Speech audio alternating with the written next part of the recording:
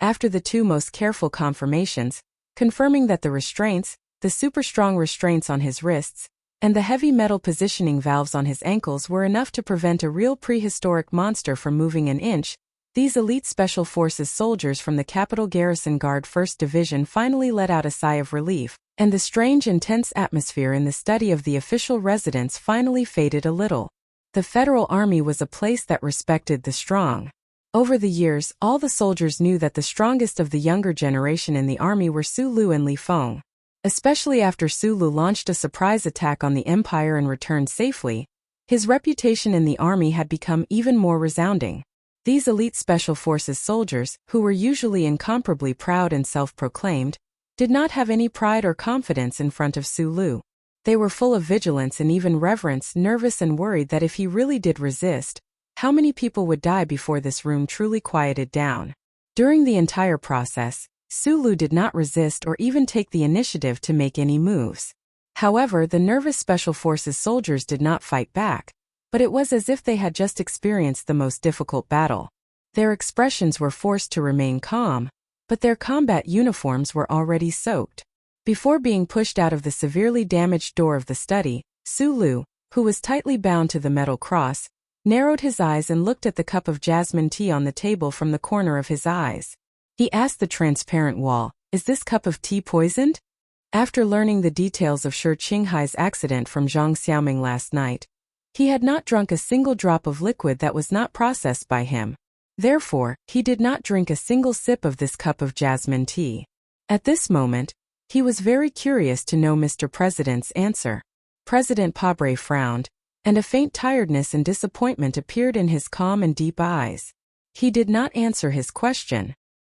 Because of his silence, Su Li's slightly narrowed eyes also showed a faint tiredness and disappointment. The high-authority communication system on the desk continued to send out reports. Su Lu had been escorted out of the corridor, downstairs, and onto the lawn. He had been escorted into a specially modified armored vehicle, and was then handed over to the Iron 7th Division stationed on the west side of the square. The transparent wall between the study and the confidential room of the president's official residence had been retracted back into the structure of the building. President Pabre, Li Jiedu, and Du Xiaoqing listened to the voice from the desk in silence. After a moment, Li Jiedu looked up and calmly looked at Mr. President's dark and tired face. "I know what you want to say." President Pabre frowned slightly and said, "This young man is not an ordinary person. He is the successor personally chosen by the general. He is a hero in the hearts of the people of the Federation. He is not an ordinary person. You can't just casually kill him." Li Jiedu frowned slightly and was about to raise his objection. President Pabre raised his hand to stop him and continued to explain in a deep voice, "If he dies like this, aren't you worried that the soldiers in the army will be suspicious and disheartened? And because of the Parliament Hill and Lake, those families have already begun to be wary of us. If Su Lu really dies, Lady Tai and the old people like Liyuan Palace will definitely use this as an excuse to do something that we don't want to see. The most important thing is..." Mr. President stood up and lowered his head to adjust the bow tie on his neck. He calmly said, "Before the operation just now, I received a call from Director Chui. The Federal Central Computer has already issued the third sequence of security warnings. This warning is aimed directly at Su Lu." He raised his head and narrowed his eyes slightly. "This is the problem of the first sequence of security that you have been investigating. I have been thinking, if the Federal Central Computer believes that Su Lu is so important to the Federation, then it would be the greatest irresponsibility to the Federation for us to casually end his life." General Li Jiedu silently thought for a moment. He smiled and shook his head. After whispering a few words, he left the study of the official residence with Du Xiaoqing. The two wooden doors of the study had long been broken. The curtains that were tied to the door lock by Su Lu with professional skills did indeed firmly secure the position of the lock. However, there was no way to prevent the special forces from directly smashing two large holes in the door. President Pabre sat behind the desk. Looking at the two holes and the clear and sharp old wood stubble, he unconsciously frowned and fell into a strange silence. He was the most powerful man in the Federation. However, when he sat alone in the study and could no longer see the young man he had always felt familiar with, for some reason, He felt a little lonely. The lonely silence lasted for a long time until Bryn, the director of the office, walked in cautiously. President Pabre didn't seem to hear what he said clearly. He subconsciously nodded and then got up to leave. Before leaving the study, he looked at the cup of jasmine tea on the table and suddenly stopped. He picked up the already cold tea and took a big sip. He felt a lot calmer. Mr. President pushed open the bedroom door but was greeted with a loud slap in the face. He was a little tired and didn't react.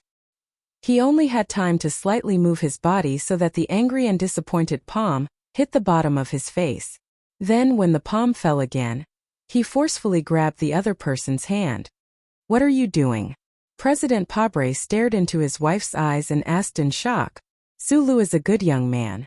You can't do this." The president's wife's face was full of tears. Her makeup was a mess, revealing the wrinkles at the corners of her eyes. It was very obvious that she didn't sleep at all tonight. She lowered her voice and cried out with great pain. "He was caught by you to save you. Are you letting him down?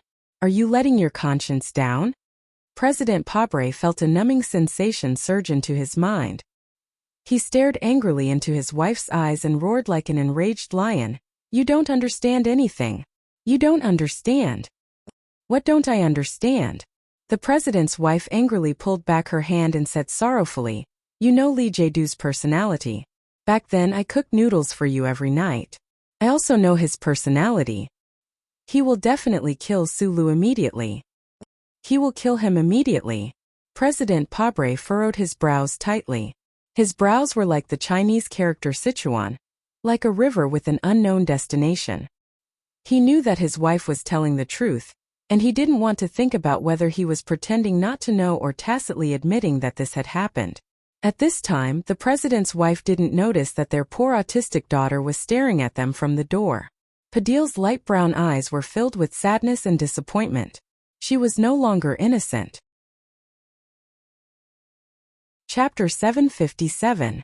Lee Jae-doo and Du Xiaoqing walked out of the official residence and were greeted by several officers with solemn expressions. These officers were from several powerful forces near the capital special district. They shared a common trait with Du Xiaoqing, which was that they were young and sharp, with stars shining on their epaulets. The young generals saluted their teachers, their eyes burning with calmness. Although they knew that this spring night was not a real operation, there was no doubt that it was the prelude to a major change. They followed the great statesman in the official residence and had stepped onto the stage of history, so they would never leave before the curtain fell on their lives. After a brief conversation and briefing, the generals led their direct subordinates and quickly left. Only Lee Jae-doo and Du Xiaoqing were left on the lawn. After a short silence, General Lee Jae-doo frowned slightly. Looking at the street that had returned to normal, he said, "Actually, Mr. President's concerns were just reasons he found for himself. To kill or not to kill is just a matter of thought. Sometimes you don't need to think too much." Du Xiaoqing did not respond. He put on his sunglasses and remained silent. In fact, this night, he and his Iron 7th Division took on the most critical task of arresting Sulu. However, after entering the official residence, he did not say a word. Lee Jae-doo glanced at him and said with a smile, "It is indeed a very difficult decision to destroy the passionate, naive and hot-blooded version of myself when I was young." The meaning of this sentence was obvious. In his opinion, President Pabre did not agree to execute Sulu immediately. It had nothing to do with the danger that those families might take advantage of the situation. It even had nothing to do with Suli's puzzling first-order authority in the charter. It was purely because of the emotions of the current him looking at the past him. No matter how experienced and calm a schemer was, there was a period when they were young where they were passionate, naive, and often hot-blooded and angry. President Pabre was like this. Then what about Lee Jae-doo himself? Sulu is an extremely dangerous person. Because of the issue of authority, he is even more dangerous than the evaluation of all the members of the association. In my opinion, he is even more dangerous than the hidden forces of the 7 families. Because his danger is too direct. General Lee Jae-doo continued expressionlessly, "Our cause cannot bear this kind of risk. In the face of simple and direct violence, we cannot retreat in the slightest. Du Xiaoqing, take care of this matter." He looked at Du Xiaoqing and said, "Don't think too much about the impact. As long as we leave the area of the president's official residence and the square, we can find a suitable reason for any accidental death." The sunglasses on Du Xiaoqing's nose reflected the dim light of the official residence in the spring night. After a moment of silence, he said, "I need an order from Mr. President. We are soldiers, we have the right to make decisions on the battlefield. And as long as Su Lu is there, it is usually a battlefield." Li Jiedu's calm and oppressive gaze directly pierced through the lens of his sunglasses and fell on Du Xiaoqing's eyes. He continued, "Killing a hero of the Federation who is deeply loved by the people is a crime that is destined to be written in history. If you insist that the president give the order directly, then it is equivalent to you convicting him in advance." Du Xiaoqing was silent for a moment, then saluted and said, "I will definitely complete the mission." The troops that came in armored vehicles left in armored vehicles. There were more than 10 members of Group 7 who could not escape at all. Charter Square, which was filled with a tense and solemn atmosphere before, almost instantly returned to silence and desolation. At the entrance of the buildings along the street, several second lieutenants were smiling and explaining something to the residents, telling them the good news of the end of the anti-terrorism exercise. At the same time, they handed over the gift packages specially prepared by the Ministry of National Defense. The residents expressed their magnanimity for disturbing their dreams. Occasionally, green leaves fell and rolled on the street, and a few lonely stars hung in the night sky. Under the dim starlight, the bronze statue of the Group of 5 and the statue of the military god looked at each other without saying a word. The spring night was like yesterday, and the night wind was as usual. The troops that participated in this secret military operation quickly left Charter Square and went through the reserve military ramp, passing through the civilian buildings on the ground, and sometimes crossing the half-elevated Bering Bridge, as quietly as possible to the camp in the suburbs. A convoy drove from the president's residence, just past the Ministry of Finance building, and drove out of Charter Square. All the armored vehicles had been specially modified, all the remote control chips were removed, and even the most important control valves were adjusted to manual operation priority. A first lieutenant of the Iron 7th Division looked at the small-eyed man who was tied to the cross-alloy frame at the bottom of the dark armored vehicle, and suppressed the shock and confusion in his heart. He tightly held the high-powered short-barreled gun in his hand and silently thought, "Is it because of this guy that the army carried out these modifications in advance?" The soldiers of the Federation all knew how amazing this guy was, and his research on the mechanical electronic control system was to the extreme. But why did the superior order to remove the remote control system? Was he really so amazing that he could use these things to escape the escort of hundreds of elite soldiers? Not to mention that his hands and feet were already equipped with super-strong magnetic shackles. No matter how powerful he was, he should be desperate now, right? He actually smiled? That guy actually smiled. So scary. The first lieutenant opened his eyes wide and looked at the guy at the bottom of the armored vehicle in disbelief. He subconsciously raised the gun in his hand and pointed it at the guy's head. Almost at the same time, the specially selected elites of the Iron 7th Division were collectively shocked by that inexplicable smile, and their pupils shrank, and they raised the guns in their hands. Su Lu, whose body was tightly bound by the new technology of the Federation, was leaning against the cross-alloy frame. At this moment he couldn't even move a finger. Fortunately, the enemies weren't violent enough to control his facial nerves, so he could still grin, revealing his neat and white teeth, and smile until his eyes were squinted and no one knew what time it was. In a corner of the base of the Federation's first military district located in the suburbs of the capital, a very strange scene appeared. The heavy alloy door of the armory slowly opened, and more than 10 of the most advanced Black MX mechas of the Federation activated together. They slowly drove out in the middle of the night, exuding an extremely austere aura. After the Iron 7th Division returned from the front lines of the Empire, they didn't return to S3. Instead, they stayed in S1. As a result, this base became the temporary base of this invincible and iron-blooded division. As one of the first 2 full mecha divisions of the Federation, hundreds of military mechas silently parked in the empty warehouse like metal statues. They hadn't made a sound for many days until today. The officer of the logistics department of the division looked at the Black MX mechas that disappeared into the night like ghosts. He couldn't help but frown and shake his head. He lowered his head and quickly sketched out the relevant procedures with the digital pen. His heart was filled with countless questions and shock, but because of the strict military discipline, he didn't dare to ask. Tonight, the Iron 7th Division seemed to be carrying out a secret military mission. They had continuously mobilized a large number of armored troops and military mechas. The problem was, this wasn't the front lines but the capital special district. What kind of mission would require such a large amount of firepower? The military MX mechas glowing with a black metallic luster drove out of the base in low impedance mode. They drove along the special military road to the city where the lights were still flashing, and gradually disappeared into the darkness of the night. At this moment, the high-grade light absorption paint developed by the Nutshell Engineering Department painted these tall and heavy mechas with a layer of ghostly feeling. Before the ghostly military mechas entered the defense circle of the capital special district, they received the expected strict questioning.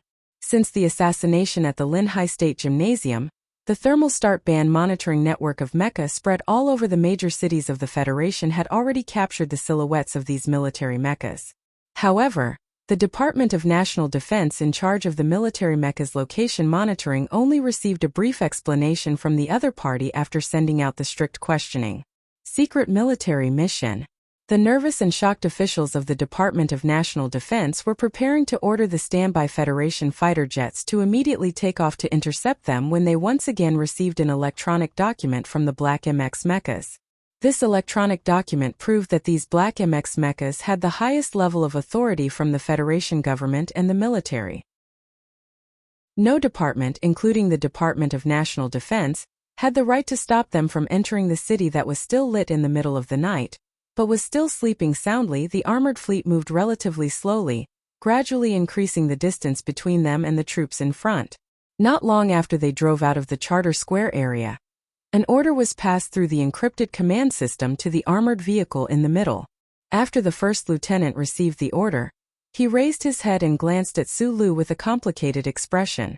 Unable to completely hide the shock in his heart, the right hand that held the gun silently slipped his index finger into the trigger holster. He couldn't understand this unbelievable order. The officer tied to the alloy frame was a hero of the Federation with outstanding military achievements, the successor personally chosen by the war god, the role model and idol in the hearts of countless Federation soldiers, but in the end he was going to be executed by himself on the spot? As an officer of the Iron 7th Division, he had executed many incomprehensible orders on the battlefield. Later on, facts continuously proved that this approach was correct. Not to mention, the order he received tonight was directly from his commander. The first lieutenant and his companions looked at each other and saw the shock and uneasiness in each other's eyes. The Iron 7th Division had always been known for its strict discipline. From the commander Du Shaoqing to the most common logistician, they had the strictest self-requirements on the battlefield. They were cold, proud, stubborn, and strong. To be able to make an officer of the Iron 7th Division feel shocked, uneasy, and even confused when facing an order from a superior, as the target of execution, Su Lu should feel very comforted. Colonel Su Lu, I'm sorry. The first lieutenant swallowed hard and looked at the bottom of the car. He raised the gun in his hand and aimed it at the person tied to the cross. Chapter 758. The muzzle was raised, then lowered. In the end, the lieutenant and the officer beside him did not pull the trigger. Su Lu, who should have felt comforted by their hesitation, should feel even more comforted. Although the people in the military were used to seeing life and death, when faced with someone like Su Lu, they still could not so easily decide his life and death. Probably sensing that something had happened in the car, the 20 or so armored vehicles that were slowly moving forward stopped in a small square in the middle of an empty commercial building. The door of the car opened, and an officer of the Iron 7th Division walked in with a cold expression. After confirming the situation, he frowned and stared at the lieutenant who had been specially chosen to carry out the mission. He coldly said, "If you don't have a good reason, I think the commander will be very satisfied with your previous actions." Hearing the word commander, the lieutenant, who had put down his gun, began to breathe rapidly. His eyes were bloodshot from the struggle. He laughed somewhat self-deprecatingly and slowly said, "Back then at Yellow Mountain Ridge, I was only a squad leader. If it wasn't for Colonel Sulu controlling the MX, my entire squad would have been trampled into meat paste by the Empire's mechas.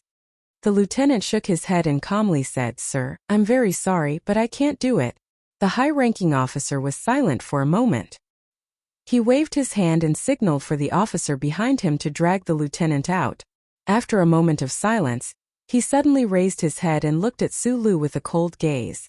"Instructor, we are soldiers. We have to obey the orders of our superiors. Please understand." Hearing the term instructor, Sulu narrowed his eyes and looked over. In the dim light, he clearly saw the officer's face. He was relieved. This person was not Zhou, but the officer with the surname Chong, whose right leg he had smashed on the field back then. "This is just a small interlude." Major Chong looked at him mockingly. "You don't need to be too surprised. No matter what, there will be someone who will send you to that dark world. No one will allow you to walk out of this armored vehicle." As his voice fell, the small square of the commercial district under the night sky suddenly rang out with a very low roar. These low rumbling sounds came from the darkness between the buildings, shaking people's eardrums, shaking the ground slightly, and shaking the billboards on the street as if they were being blown by a strong wind, extremely uneasy. Major Chong frowned as he looked out. At the same time, the soldiers of the Iron 7th Division on the armored vehicles also looked out warily. For them, who had been through hundreds of battles on the battlefield, this sound was all too familiar. Every time the smoke rose and the Empire's bullets rained down, as long as they heard this low rumble, they would feel much calmer and more confident. This was because this was the unique rumble of the dual engines of the Federation's military MX mecha. However, as they were carrying out a secret military mission tonight, when they heard this familiar rumble of mecha engines, their hearts were filled with infinite nervousness. This was because in the original plan, not a single mecha from the Iron 7th Division had been mobilized. Then, where did these mecha coming from in the darkness of the night come from? The officers inside and outside the armored vehicle that Sulu was in, as well as the few officers who knew the details of tonight's mission, very naturally connected the dots. They abruptly became alert and quickly ordered the entire fleet to enter a strategic state. Everyone knew that Sulu was the designer of the MX mecha, and the 17th Armored Division he was in, along with the Iron 7th Division, were the only two divisions of the Federation military that were fully integrated with mecha. According to the chaotic operation mode developed by the Federal Academy of Science, the codes were automatically updated 24 hours a day. This kind of top-secret code could only be fully matched by the people of the division. Even the high-ranking departments of the Department of National Defense couldn't copy this code before the complete battlefield system was activated.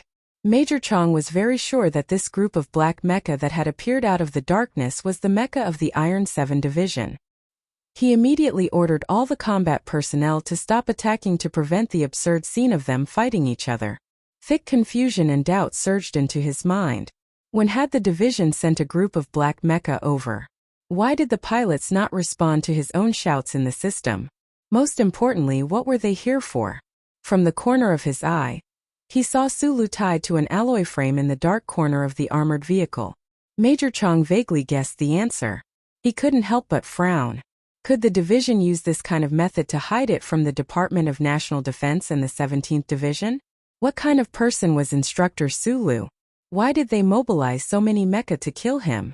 At that time, the situation had changed so quickly that no one had time to keep up with it. Naturally, there was no time to think. Less than 3 seconds after the Iron 7 Division's armored vehicles received the order not to shoot, more than 10 black MXs from the surrounding streets rushed into the small square where the armored vehicles were located. The black mecha at the front raised its heavy mechanical arm without hesitation and smashed it down viciously at one of the armored vehicles. With a loud boom, the soft tracks of the armored vehicle were shattered into pieces. Smoke and dust shot out from the bottom of the vehicle as if it was about to fly. In fact, after being struck by the black mecha, the sturdy cabin of the armored vehicle was suddenly flattened and then stubbornly sprang up from the ground. It really did look like a small spaceship that was about to take off. The officers of the Iron 7th Division in the armored vehicle were knocked out of the cabin. Their bodies were bruised all over. Although there were no fatal injuries, they were still a little dazed by the terrifying attack. especially Major Chong, who was sent flying by the shockwave to the side of the street next to a trash can. He stared in shock at the tall black mecha not far in front of him. He thought to himself that even if it was an act to hide from the investigation, these mecha were too dangerous. Under the heavy blow of the black mecha's mechanical arm, although the sturdy armored vehicle was severely deformed, it surprisingly didn't fall apart. Only the most fragile part of the armor at the top of the vehicle was torn apart by the tremendous force. With a second heavy blow from the black mecha, the crack was directly torn apart. The deformed armor plate flew miserably far away and landed heavily on the street with a muffled thud. Su Lu, who was tied tightly to the metal frame, fell heavily and landed on the ground. There was a bloody cut on the side of his face. Suddenly he found that the armor plate on top of his head had disappeared. He couldn't help but squint. The sparse stars in the night sky. He hadn't seen them for only a few hours, but it felt like centuries had passed. The two moons were nowhere to be seen. Could it be that you couldn't bear to watch this vicious massacre? The black MX mecha stood in front of the armored vehicle. It was like a giant looking down coldly at the toy car that a child was riding in. If it wanted to, it could trample this toy car into pieces at any time. With a sharp sound, a sharp alloy blade popped out from the front end of the black mech's right arm. The blade spun quickly, emitting a cold light. Then it swung down heavily into the armored vehicle. The cold blade, which seemed to be larger than a human's body, ruthlessly slashed at Su Li's immobile body. It was like a giant weapon used by an ancient god, mercilessly slashing at a lowly kitten. Su Lu didn't seem to see the giant alloy blade coming at him at all. He narrowed his eyes and looked at the starry sky through the narrowing gap. Perhaps he knew that this was the last time he would see it, so his gaze was exceptionally calm, but also a little greedy.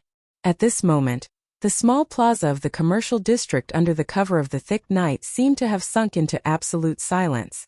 The black MX mecha that had invaded the inner circle of the armored fleet still had their engines roaring. All the sounds had disappeared. The soldiers of the Iron 7 Division had complicated expressions as they looked at the heavily damaged armored vehicle, and the gleam of the alloy blade that shone with a desolate light in the night. They knew that someone was about to die. They roughly understood that the story of a certain hero would end tonight. The heavy alloy blade of the mecha slid past Su Li's eyes, past the tip of his nose, and then viciously slashed between his legs, sending up a spray of unusually bright sparks.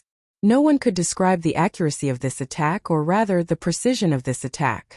The difficulty of this attack was like a person holding a kitchen knife and accurately slicing sesame seeds on a chopping board into two perfect semicircles. If one considered that this kind of operation was done by a clumsy mecha from the conventional concept, one could imagine the fearsomeness of this attack. Even Su Lu himself would not be able to execute such a perfect attack at any time and place. Then came two crisp sounds. The tall black MX was like a cold killer, swinging its alloy blade into the armored vehicle, accurately chopping at the hard joints of the alloy frame. No matter how strong the shackles were, in front of the black mecha's heavy and crazy chopping, they were as fragile as a young girl's straw bracelet. Su Lu narrowed his eyes and took a deep breath. His chest suddenly rose and fell.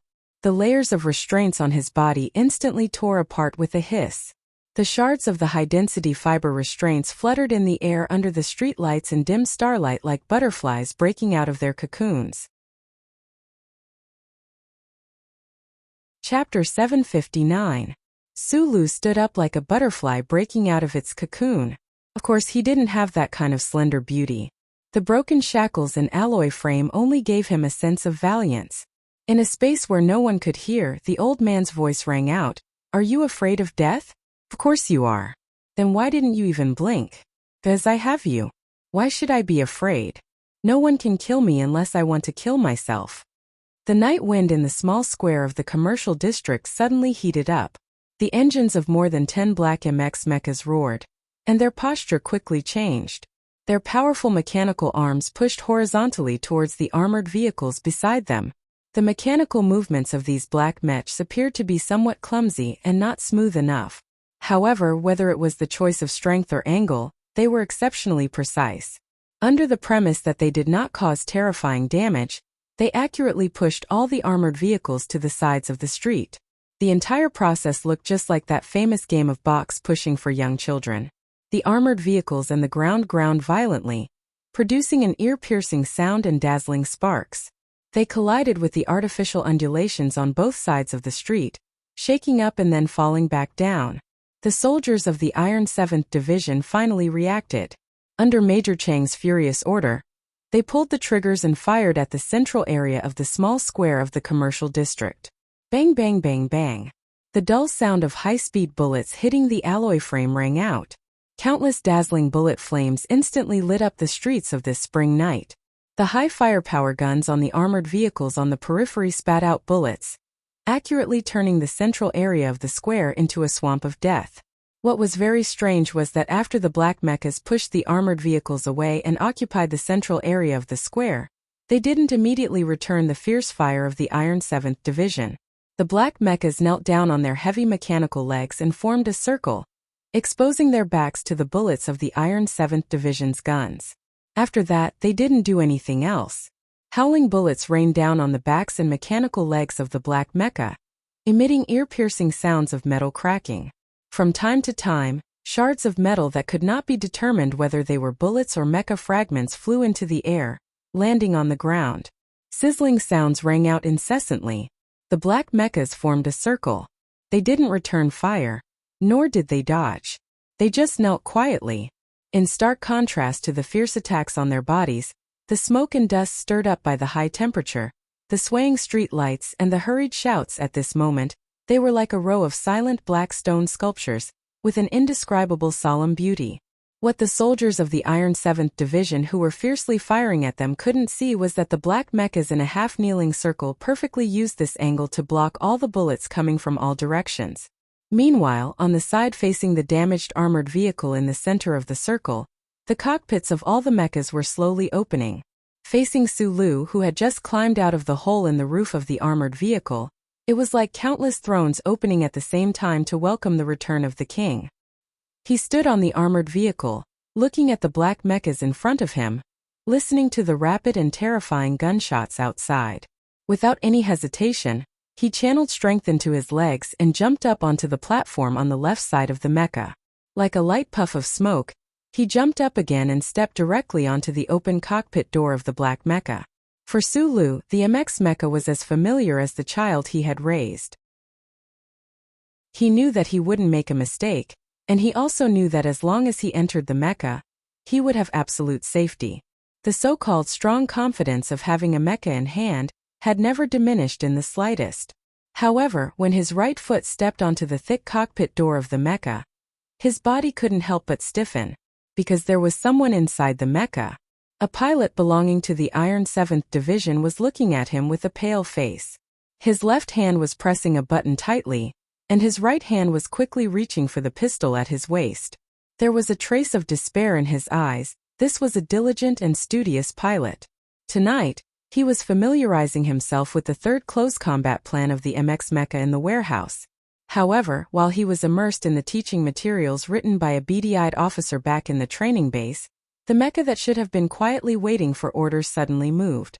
The baffled pilot immediately tried to order the MX mecha on him to stop, but he was horrified to find that all his operations had failed.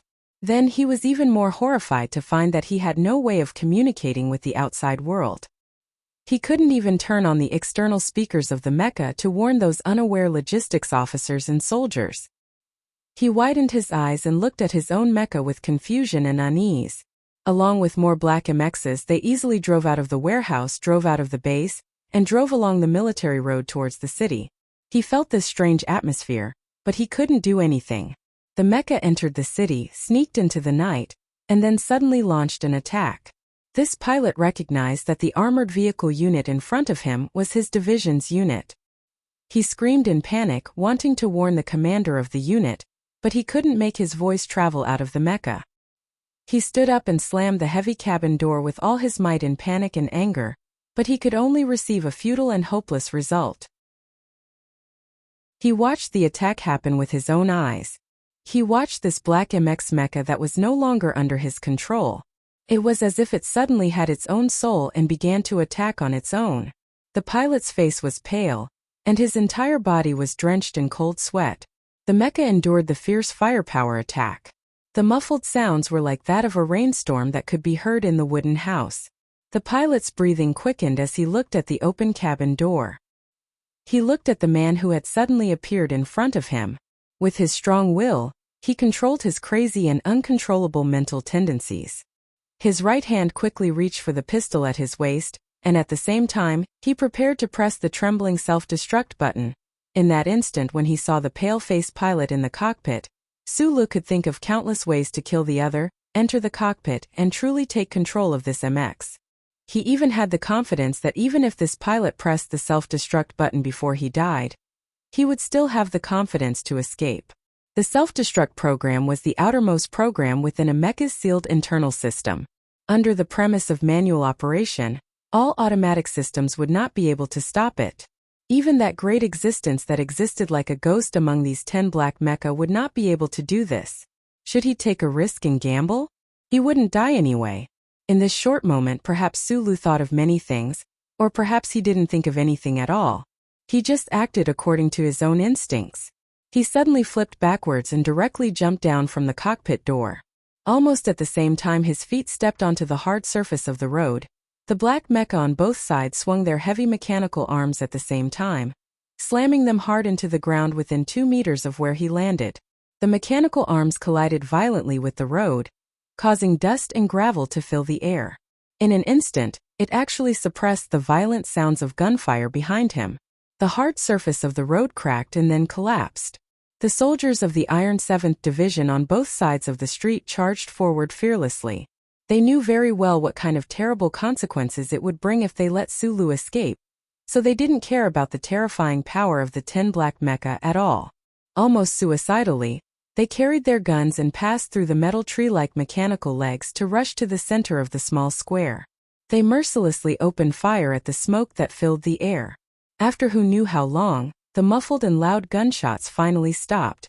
The soldiers of the Iron 7th Division held their guns tightly, nervously waiting for the moment when the smoke dissipated. The road had collapsed, revealing a hole big enough for 2 people to pass through.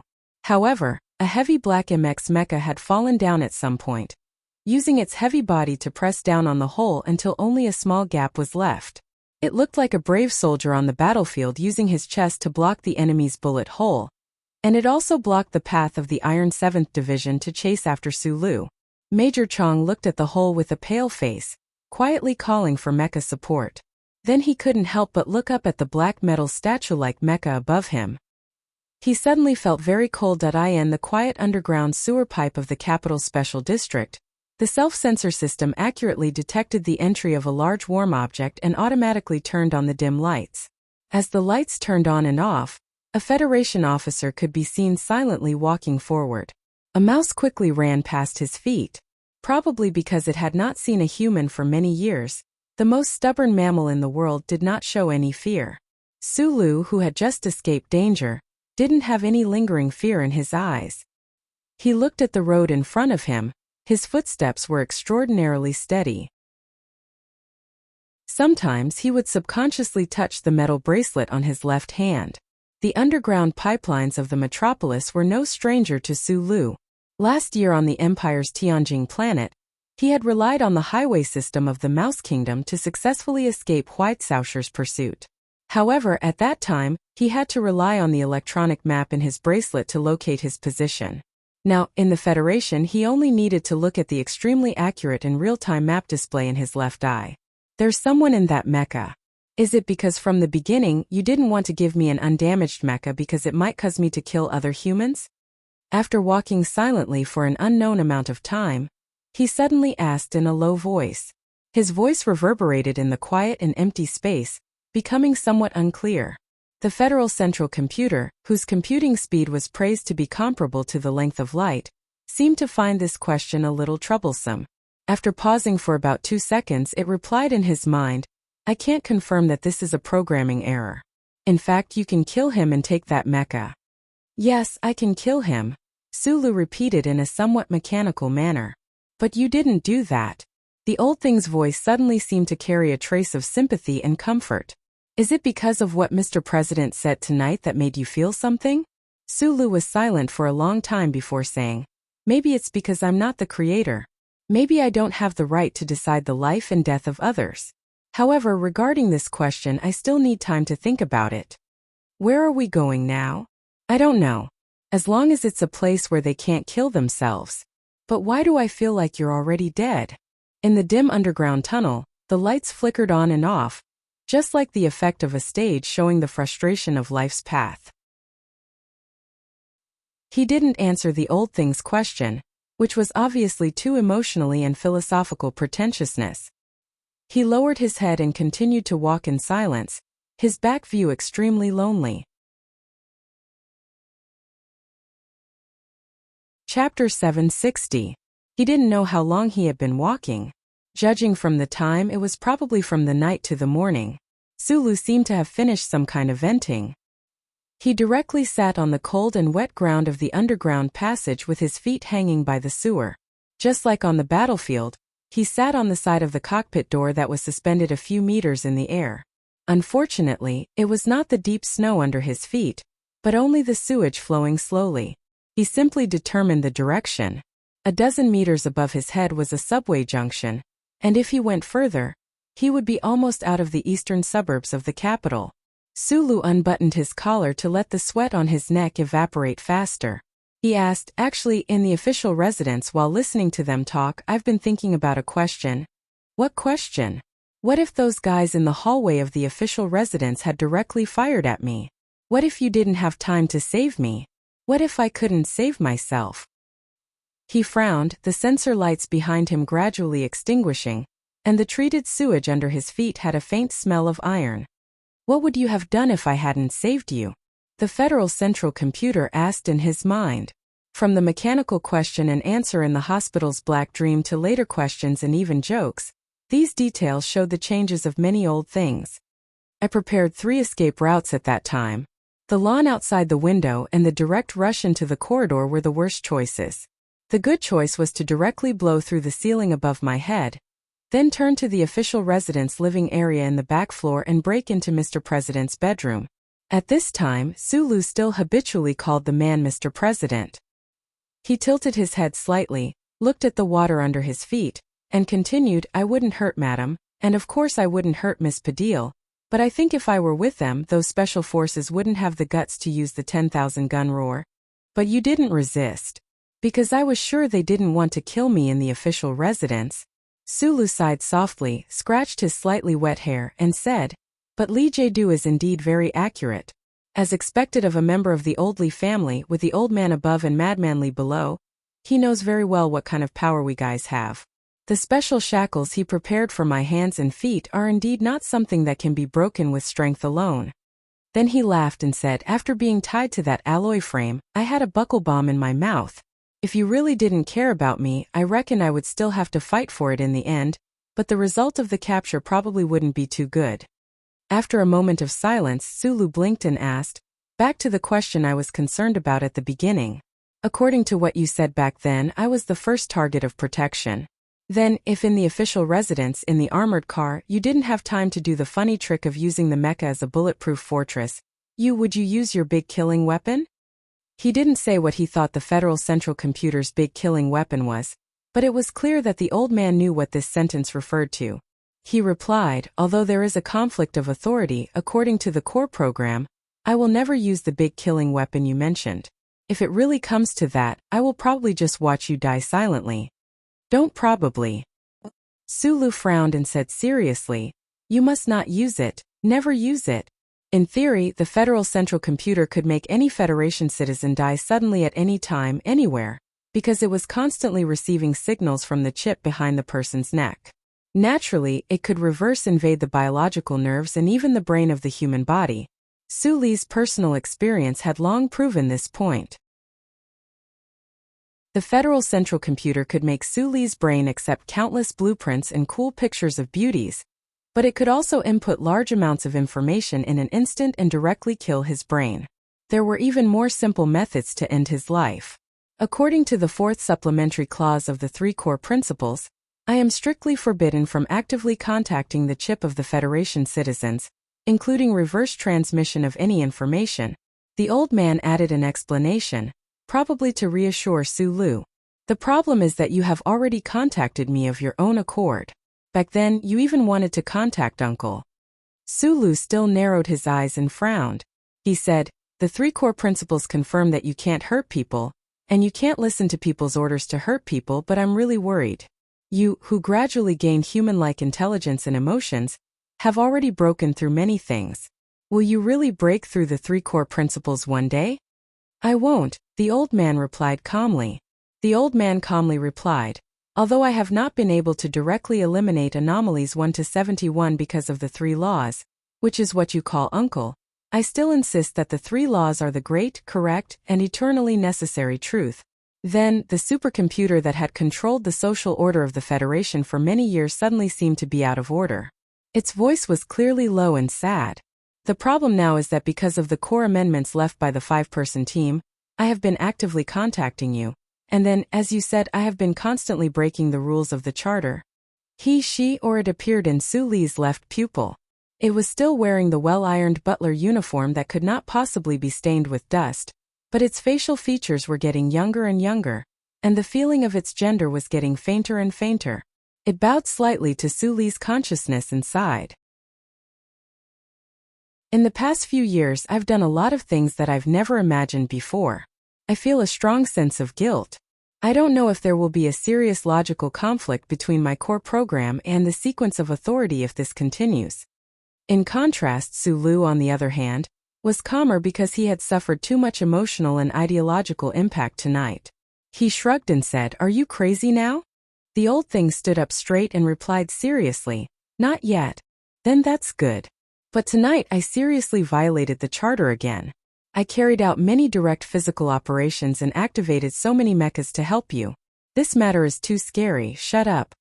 Sulu rubbed the space between his brows and bluntly criticized the hypocrisy of a certain computer. He said, "You've been piloting a 3-winged battleship in the Empire for half a year, robbing everywhere happily. How come I don't see any psychological struggle on your face? Because of your hypocrisy, you didn't even want to give me a mecha and insisted on setting a problem for me. Now that I can only squat in this godforsaken place like a rat, it's easy to make the connection. You definitely won't give me an ACW, why? Because guns are used to kill people. Fuck." In the dark and gloomy underground sewer, Su Li's voice echoed, but only his voice could be heard. If someone else heard it, they would definitely find it extremely strange, as if this man hiding in the darkness was having a conversation with some ghost in his mind. The Federal Central Computer suddenly asked, "Sulu, are you preparing to declare war on the Federation government?" Sulu could not give an answer. He lowered his head sadly and stared at the military boots hanging above the dirty water. His voice was slightly hoarse as he replied, "Just take it that I'm afraid of death. Last year you once said that you were not a moralist. Now, you admit that you are afraid of death. Then, as a computer, I cannot understand your logic. Why did you just ask me to never use the ultimate weapon you spoke of? You clearly know that if I use the ultimate weapon, you will be the strongest man in this part of the universe. Firstly, you don't know how to use it, so this is nonsense. Secondly, the two of us often quarrel. What if one day my quarrel makes you angry from embarrassment, and you just let me die suddenly in the bathroom? I can be killed by you at any time. Living in fear every day is too unfulfilling." The dim light shone on Su Li's smiling face, and then his smile gradually faded. He said slowly, "Old man, if you can kill one person, then you can kill 100 million people. If everyone in the Federation is dead, and only the two of us are left, how unbearable would that be? Compared to that situation, I would rather die and close my eyes." "That makes sense," the Central Computer replied. "I will remember this sentence of yours." It was still early in the morning. President Pabre, who had just laid down and could not sleep at all, received the latest shocking information. He glanced at his lonely wife on the other side of the bed, frowned slightly, and quickly put on his pajamas. Under the nervous protection of the Special Task Force agents, he walked through the special express passage of the official residence and entered the deep underground conference room. Only 2 or 3 of the light screens surrounding the interior of the room were lit. On them were the military chiefs of the Federation who were loyal to the government. President Pabre walked in with a gloomy expression. He looked around at his subordinates and said in a deep voice, Begin. The light screen began to play the latest surveillance video. The video included the base in the southern suburbs of the capital, all the stories that happened in the warehouse, and naturally also included the sudden attack in the small square in the commercial district. The video finally stopped on the black mecha that was like a hero blocking the road, collapsed like a human warrior. It has now been confirmed that the key to this matter is the issue of the Bureau of Proclamations authority. Li Jiedu looked at Director Cui Zedong in front of the round table and asked with a frown, "Can the Bureau of Proclamation remove his authority?" Cui Zedong's expression was very complicated. There was a strange sense of dejection hidden in his eyes. He shook his head and said, "The Constitution prohibits computers from performing direct physical operations.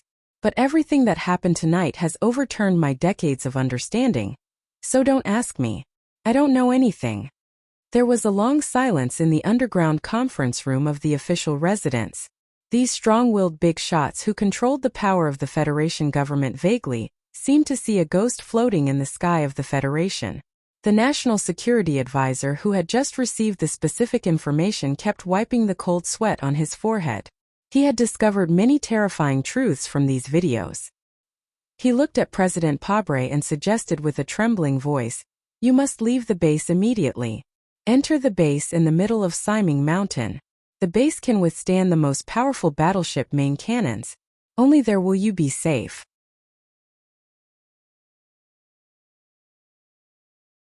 Chapter 761. The Great President of the Federation, entrusted with the responsibility of managing 3 large regions, nearly 10 administrative systems, and the tens of billions of citizens on hundreds of mineral planets, the highest authority to command millions of federal forces, was frightened into hiding by 2 simple videos into a hidden base in the belly of Siming Mountain. For the government officials in the conference room, the National Security Advisor's suggestion was without a doubt a resounding slap to their faces. However, none of them could object to this suggestion, even though they felt incredibly humiliated in their hearts. Because when they saw those black MX mechas on the screen charging out of the darkness like ghosts without anyone controlling them and smashing into the armored vehicles, they felt an unprecedented shock and fear. As people of the Federation who had been bathed in the glory of the Charter since childhood, they could not understand the strange authority relationship between the central mainframe and Sulu. They did not even know the operating procedures of the central mainframe, but they knew very well how the Federation relied on the Charter network. Now what they relied on the most seemed to have become the most powerful weapon of the enemy, so how could they not feel uneasy? President Pabre looked at the last shot on the screen and frowned slightly. He shook his head and rejected this suggestion. Raising a hand to stop the cabinet member's anxious advice, he said in a low voice, "I am the president of the Federation. If I hide out of fear, do you think I will have to hide for the entire term?" He slowly swept a glance around the conference room and said in an unquestionable tone, "The matter regarding Colonel Sulu must be kept strictly confidential. It is strictly forbidden to spread outside of this conference room. The government must immediately set up a specialized department to deal with this unexpected situation. General Li Jiedu will be fully in charge. Breen will be your liaison officer." Sitting in the corner behind President Pabre, the director of the office, Breen, nodded in greeting to the crowd. The president continued to issue orders. Although he had not slept for the entire night, his voice was still as deep and powerful. His calm and deep tone gave off a sense of calmness. Work will be split into 2 directions. First, the relevant departments will immediately carry out a bounty operation and strive to find or kill this person in the shortest amount of time. At this stage of the discussion, the word "kill" finally appeared on the screen of the workbench in the president's residence. This was because everyone in the meeting room knew very well how dangerous the Federation hero who had escaped was. Secondly, the Bureau of Proclamation must find a way to remove Suli's first sequence authority as soon as possible. We cannot allow the Federation's the glory of the Charter to become a sanctuary for criminals. The acting director of the Bureau of Proclamation, Cui Zedong, was sitting on the right side of the president. After hearing the order, he shook his head and said in a low voice, "Mr. President, I'm very sorry. The sequence authority is in the core program. The Bureau of Proclamation can't get the central computer to remove this authority. In fact, we've been working hard for many days, but we haven't gotten any results." This was truly terrible news. What was worse was that everyone could see the exhaustion and despair hidden in the depths of the director of the Bureau of Proclamation. They couldn't help but become nervous and silent. General Li Jiedu, who had asked the Bureau of Proclamation at the very beginning, suddenly said calmly, regarding the issue of Su Li's authority, "I think that if the central computer can't remove his authority on its own accord, perhaps we should find a way to force the central computer to take back the authority passively." What way? Cui Zhedong looked at Li Jiedu in confusion. He thought of what the other party had said on the street one day, and a faint hope grew in his heart. Although it was not much, it was still there. Conflicting program logic. Li Jiedu looked at the crack in the road on the screen of light and said with a frown, "This matter has just taken shape, but before we have concrete evidence, even I am not confident that it can be done." He raised his head to look at President Pabre and said, "We need some time. During this time we must give Su Lu enough pressure." The new director of the Federation Bureau of Investigation interrupted and said, "Regarding the first item, the Bureau of Investigation of the Federation has already issued a red warrant. Please rest assured, Mr. President and everyone else. The three-level surveillance network of the Federation, even if the highest level cannot be activated, the Bureau of Investigation and the Ministry of Defense still have two levels of surveillance networks. Not only can we give Su Lu enough pressure, I am confident that we can directly capture or kill him." Cui Zhedong, who was not very energetic and had a tired expression between his eyebrows, looked at him mockingly and refuted, "As long as this strange first sequence authority exists and the central computer continues to help him, then all the automatic surveillance of the Federation will become meaningless. Data and information. You may not understand, but all data and information are under the surveillance of the central computer. Capture or kill him? I don't think that can be done by relying on the paralyzed two-level surveillance network." The director of the Federation Bureau of Investigation was silent and speechless. Somewhat angrily, he roughly combed his gray hair with his fingers. President Pabre's expression was as calm as usual. He looked at Director Cui Zhedong and reminded him lightly, "Don't forget, the Federation has tens of billions of people. The central computer cannot control people, so for this operation we must rely on and can only rely on the power of people." He closed his eyes. It was unknown what he was thinking about. Then he opened his eyes and said in a self-deprecating tone, "A federal officer, a fugitive, can actually cause the entire federal government to feel fear and unease. I have to admit that the Federation has reached its most dangerous time. Is this absurd? No, not at all, because we all know how dangerous the person we are about to face is. I announce that the Federation has entered a secret two-level alert state." President Pabre looked at the people in the conference room and said after a moment of silence, "Everyone, this is a war. This is a war between the Federation and one person. We must win the final victory." Returning to the surface from underground, the presidential residence in the early morning was shrouded in a pale golden light. The dew on the lawn sparkled like a layer of fibrous mattress. The noise of the previous night had long disappeared with the withdrawal of the troops. Only the Special Task Force agents, who had raised their security to the highest level, were in their respective corners looking around like eagles in the woods. President Pabre sternly refused any overly tense request from the security department. He stood side by side with Li Jiedu on the balcony, looking at the beautiful morning scenery in front of him.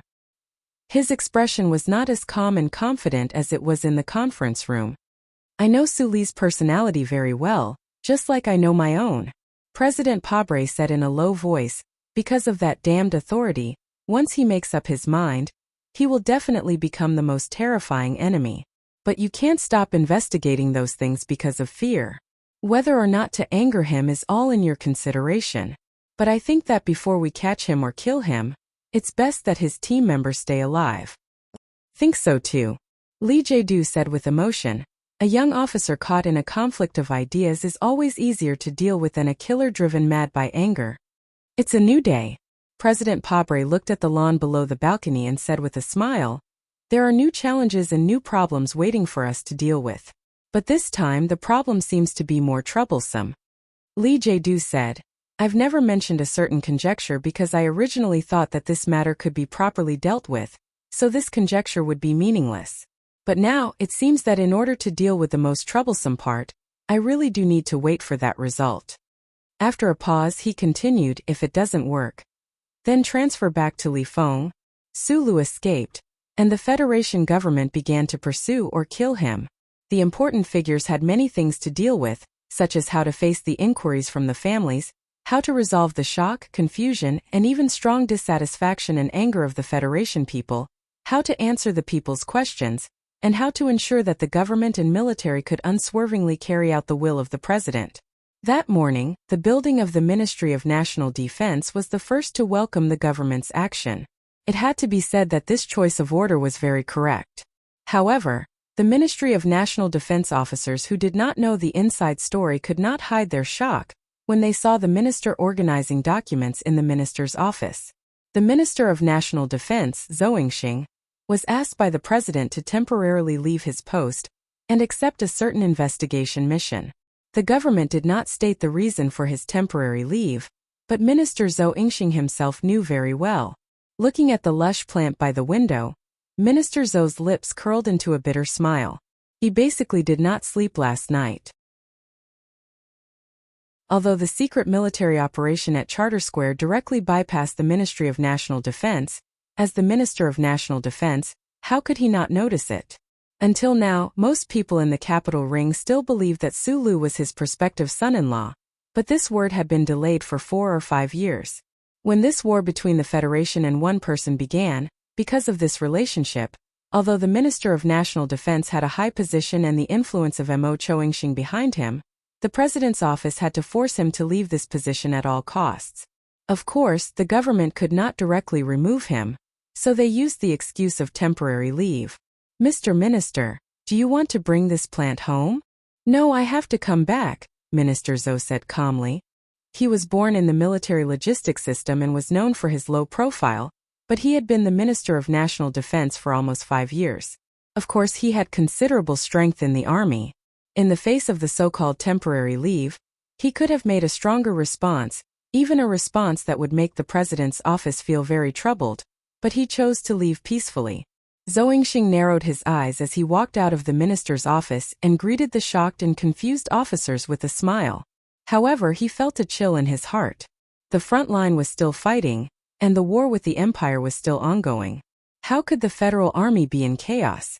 It seemed that the things Sulu found were all true, and the president, who was good at grasping people's hearts, had already determined that he could only accept everything calmly in order to maintain the unity of the army.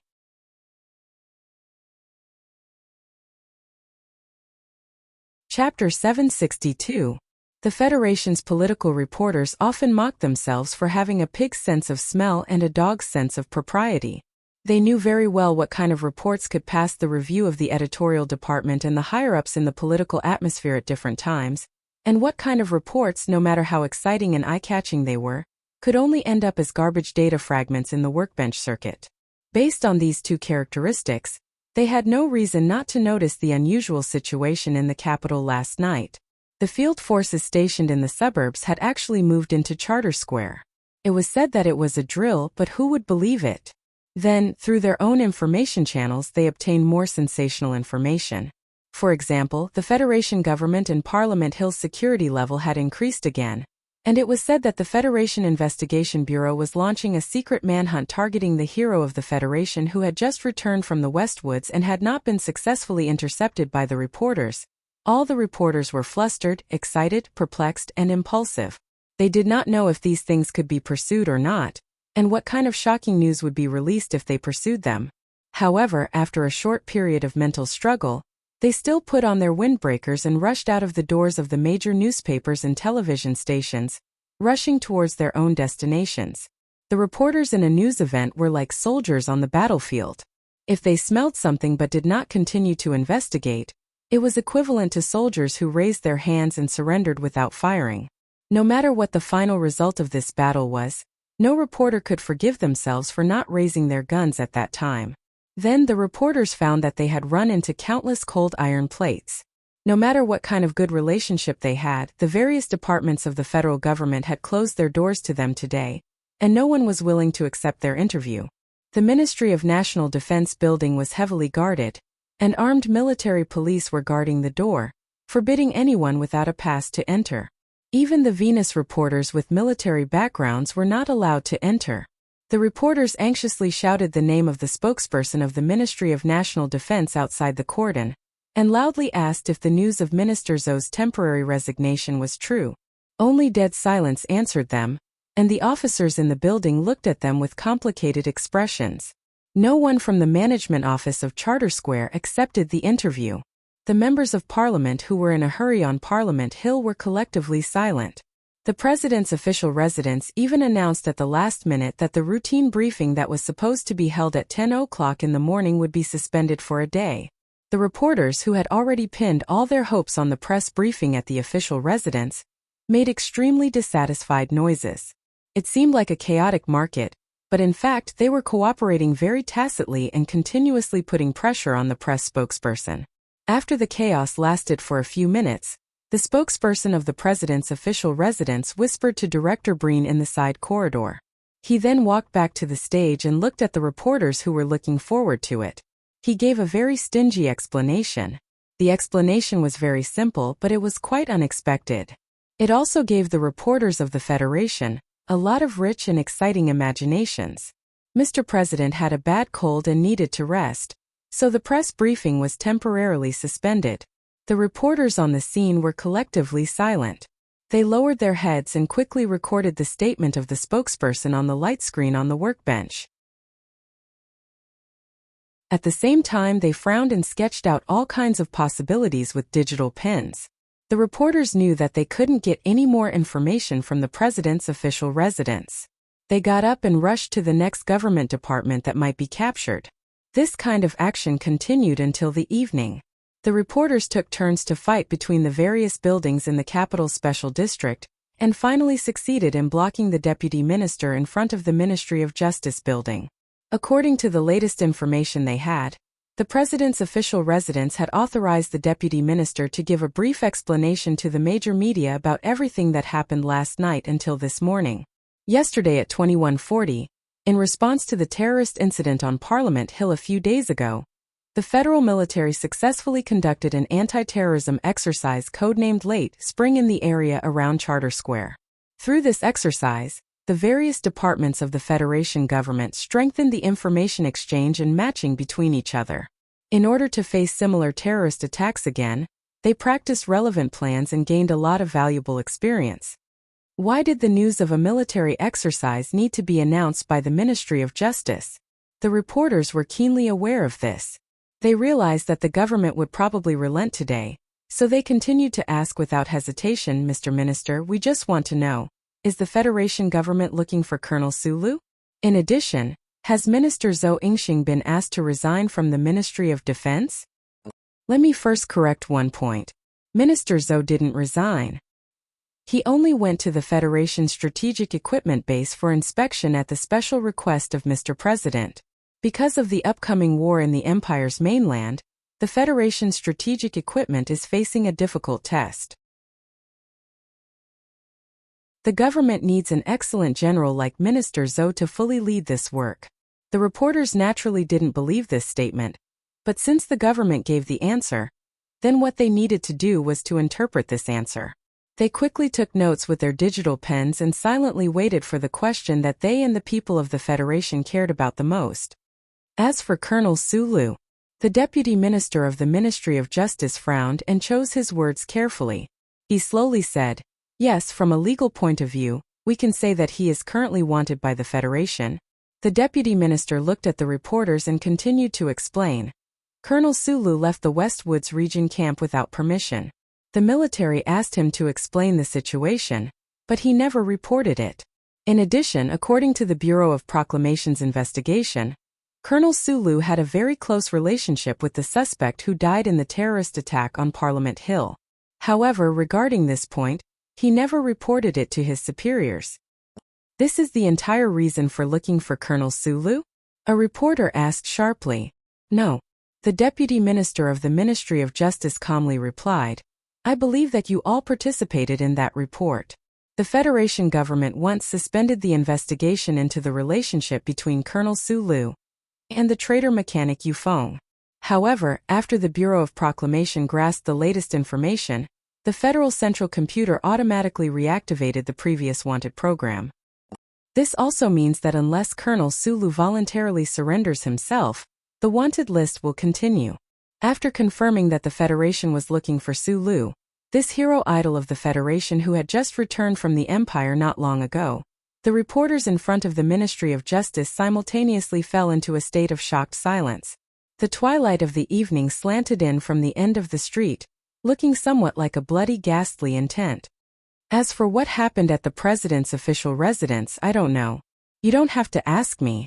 The Deputy Minister of the Ministry of Justice smiled and said, however, I believe that if Colonel Sulu is brought to justice and the judicial process reaches the point where the evidence is made public, then the entire Federation will know the truth of the incident.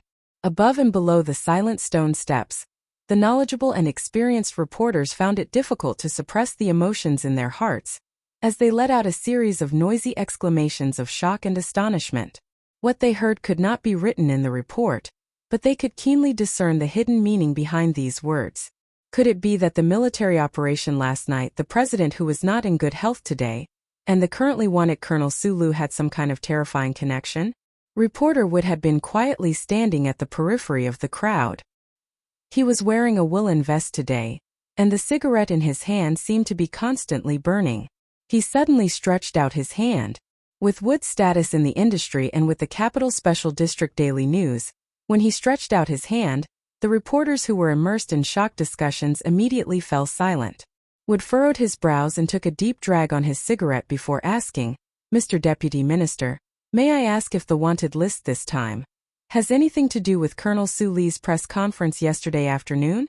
The Deputy Minister of the Ministry of Justice silently looked at him with cold eyes and extremely simple and direct answered. It has nothing to do with it. The hero of the Federation, Colonel Sulu, became a criminal wanted by the Federation. This news would probably cause countless shocking discussions in the Federation society, or even something more serious. The reporters ran around to record excitedly or thoughtfully, but there was no way to get close to the department they wanted to interview the most because that was the Federal Army. In the brand new base office of the new 17th Armored Division in the suburbs of the capital, there was an extremely oppressive and tense atmosphere. The commander of the 1st Regiment, He narrowed his eyes and stared at the director of the 1st Military Region's Special Warfare Department in front of him without any intention of backing down. Although the other party's military rank was far higher than his, although the other party had military police with special powers, although the other party had an arrest warrant signed by the highest level of the military, he still did not want to back down. I don't care what you people want to do, but this is my army, and those people are my soldiers. If you want to arrest them, then you have to get my permission. Colonel Helay's eyes narrowed into two dangerous slits. Standing behind him, Hua Xiaoxiao, Lin Ai, and the others also narrowed their eyes at the same time. It was very strange. Probably every person who had spent too much time with Sulu would be affected by this small action of his. Every time they encountered the greatest anger or the most terrifying danger, the men's eyes would narrow, and with a blink of their eyelids, they would angrily crush everything in front of them into pieces. The director of the Special Warfare Department brought the arrest warrant of the highest level of the military over with military police. He never would have thought that before he even saw the members of Group 7, he would be stopped in the office by the officers of the 17th Division. Colonel Helay, do you understand what you are doing right now? The director of the Special Warfare Department stared into the eyes of the officers and said in a cold voice, These officers under your command participated in a shocking rebellion last night. If you insist on disobeying military orders and protecting them, then perhaps the next time I come back, the target of arrest by the military police will be you.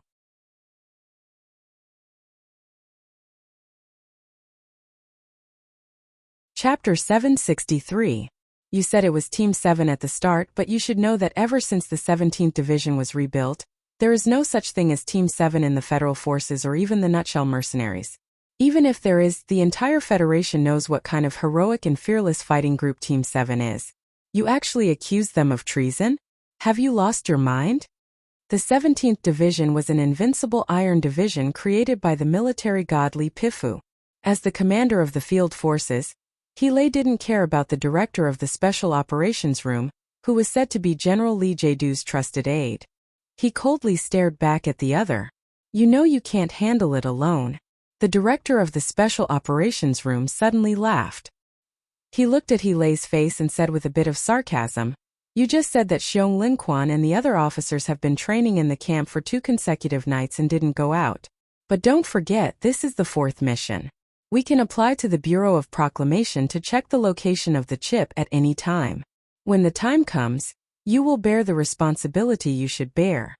He Lei was silent. He knew very well that if the rumors were true, that the Federation government and the upper echelons of the military were looking for the instructor, then with just him as the commander, there was no way he could resist this vicious tide. Thinking back to the conversation between the instructor and General Li Jiedu a few days ago, and then inexplicably going to the south to recuperate, his mood became abnormally irritated and depressed. But now that the instructor was in trouble, how could he hand over Xiong Linquan and the others?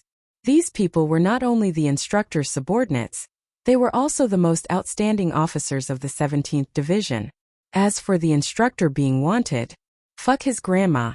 Even if it was the female star with the biggest breasts in porn, she wouldn't believe it. Inside and outside the military camp, the tombs were as red as blood. The atmosphere was stifling. The director of the Special Operations Room had a gloomy expression. He turned around and prepared to leave with the military police. The next time he came back, the entire 17th Division officers would probably face an extremely difficult situation. At this moment, a hunched figure of an old man slowly walked out from the twilight.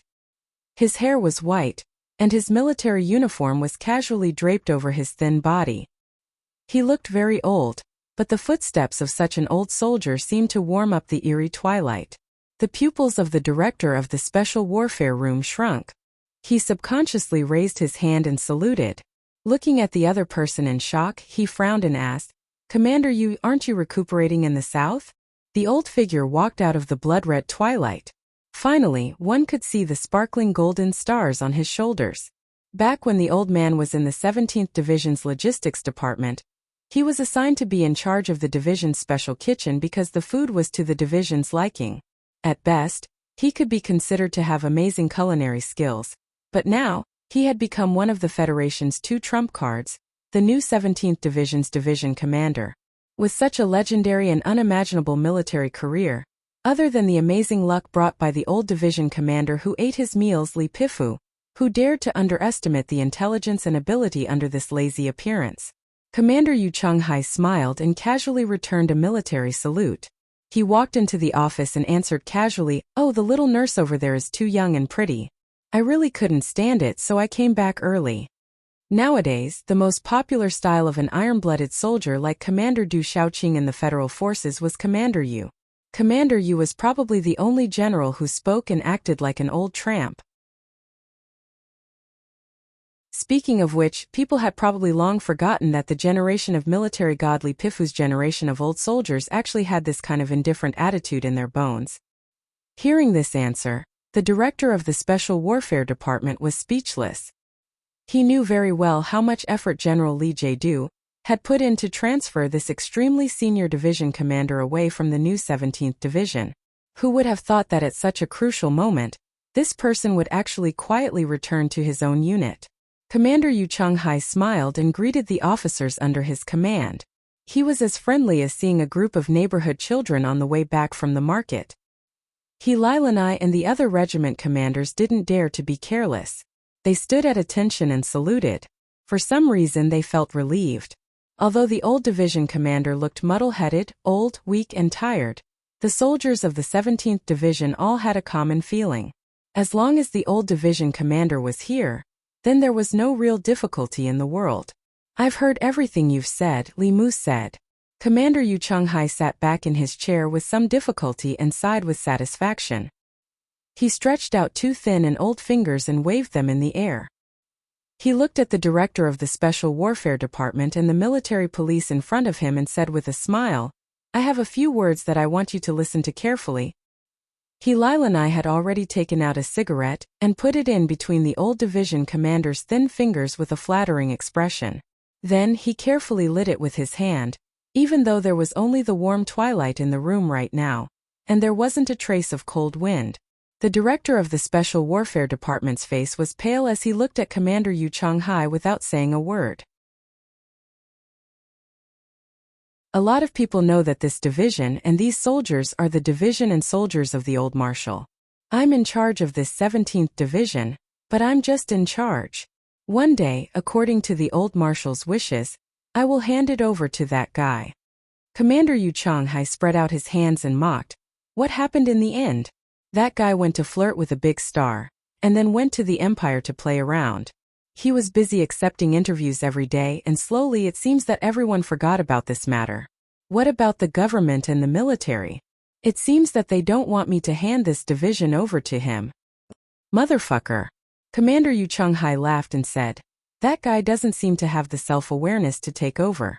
Some people also don't want him to take over, so they can only let this old man take over. But in the end, being in charge is just being in charge. So a few days ago, someone asked me to go to the military hospital to recuperate, so I went. But to be honest, the food in the military hospital's recuperation center is really bad. Suddenly, Commander Yu Changhai's expression became serious and said, but since it has come to this situation today, it seems that I can only continue to be in charge of this division. Since that's the case, the people you want to arrest are my soldiers. Do you think this is appropriate? The director of the Special Warfare Department swallowed with difficulty and explained in a low voice, this is an order from the highest level. Colonel Sulu is suspected of. Commander Yu Changhai suddenly jumped up from the chair. Such an old general was actually more agile than a rabbit. It was really amazing. I don't care about Sulu. When he came back from the Empire, you transferred him away. It's fine that you don't want to leave this guy to me, but those guys are my soldiers. Do you fucking know what it means to be my soldiers?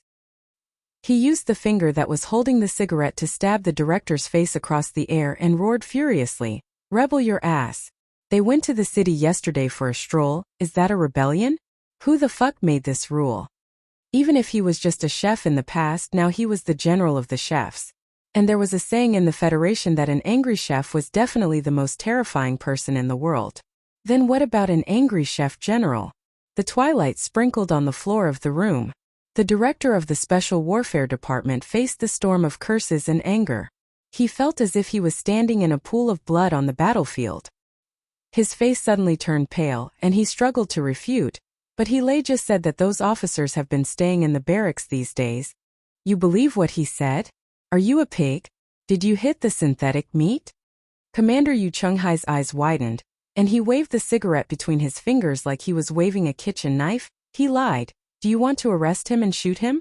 If you want to arrest my people on the charges of treason, show us the evidence.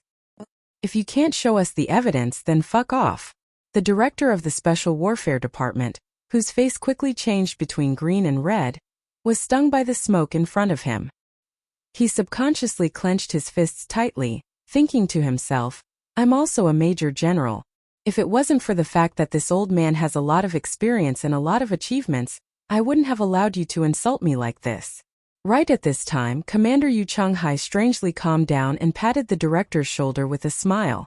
The change in mood was so fast that it was truly shocking. It was as if the old general who jumped around like an angry old rabbit in the twilight didn't exist at all. Please tell General Li Jiedu that we are the federal forces. Commander Yu Changhai was silent for a moment, and then said with an extremely serious tone, we abide by the Federation's laws and regulations.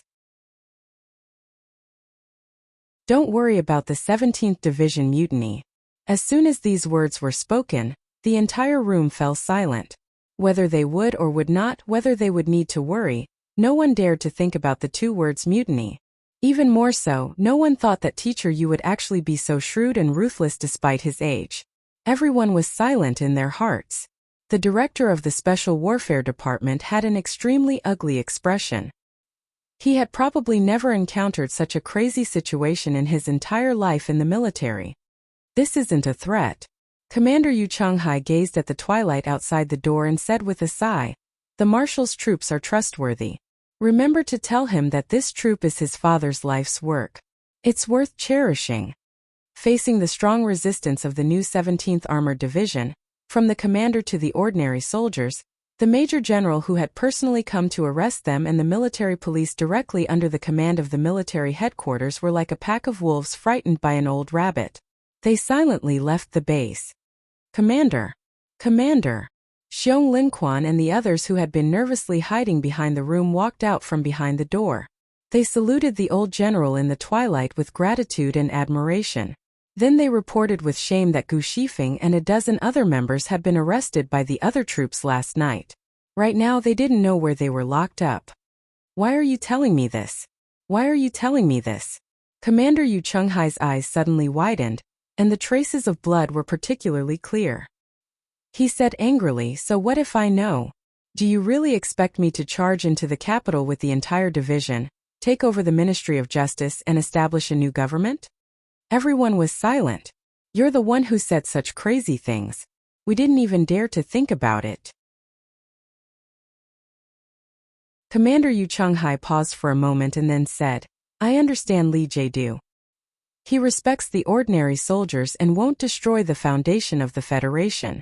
After all, he is a member of the old Li family. The key is Su Lu and you guys. Where did you guys go? What is going on? Xiong Linquan hurried forward and honestly told him the things they knew. After listening to their explanation, Commander Yu Chunghai was silent for a long time. Then he sighed and said, the troops now feel more and more different from the troops of the past. They are more formal and powerful, but I always feel that something is missing. The smell of green onions? Or the smell of humans? Each generation is worse than the last. This veteran who had participated in countless battles with the military godly Pifu looked at the bloody twilight and commented angrily, they are all a bunch of fucking bastards, including Su Lu.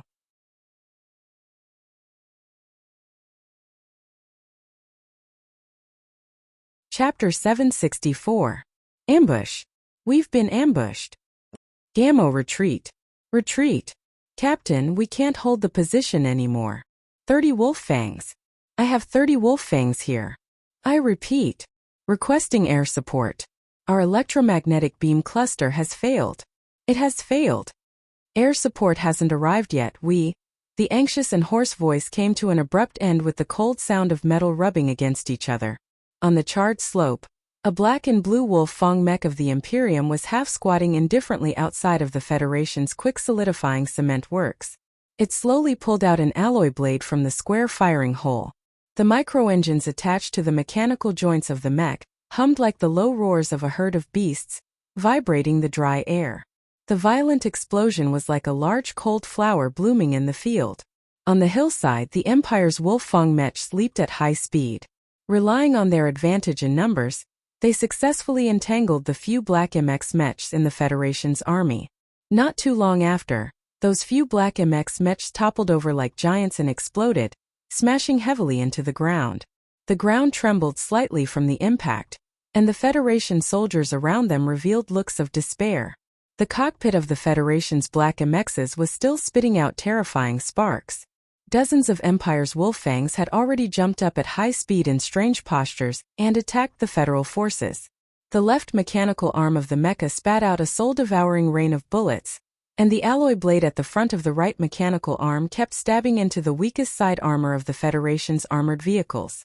Although not every stab was successful, there were still tragic scenes of vehicles collapsing and people dying from time to time.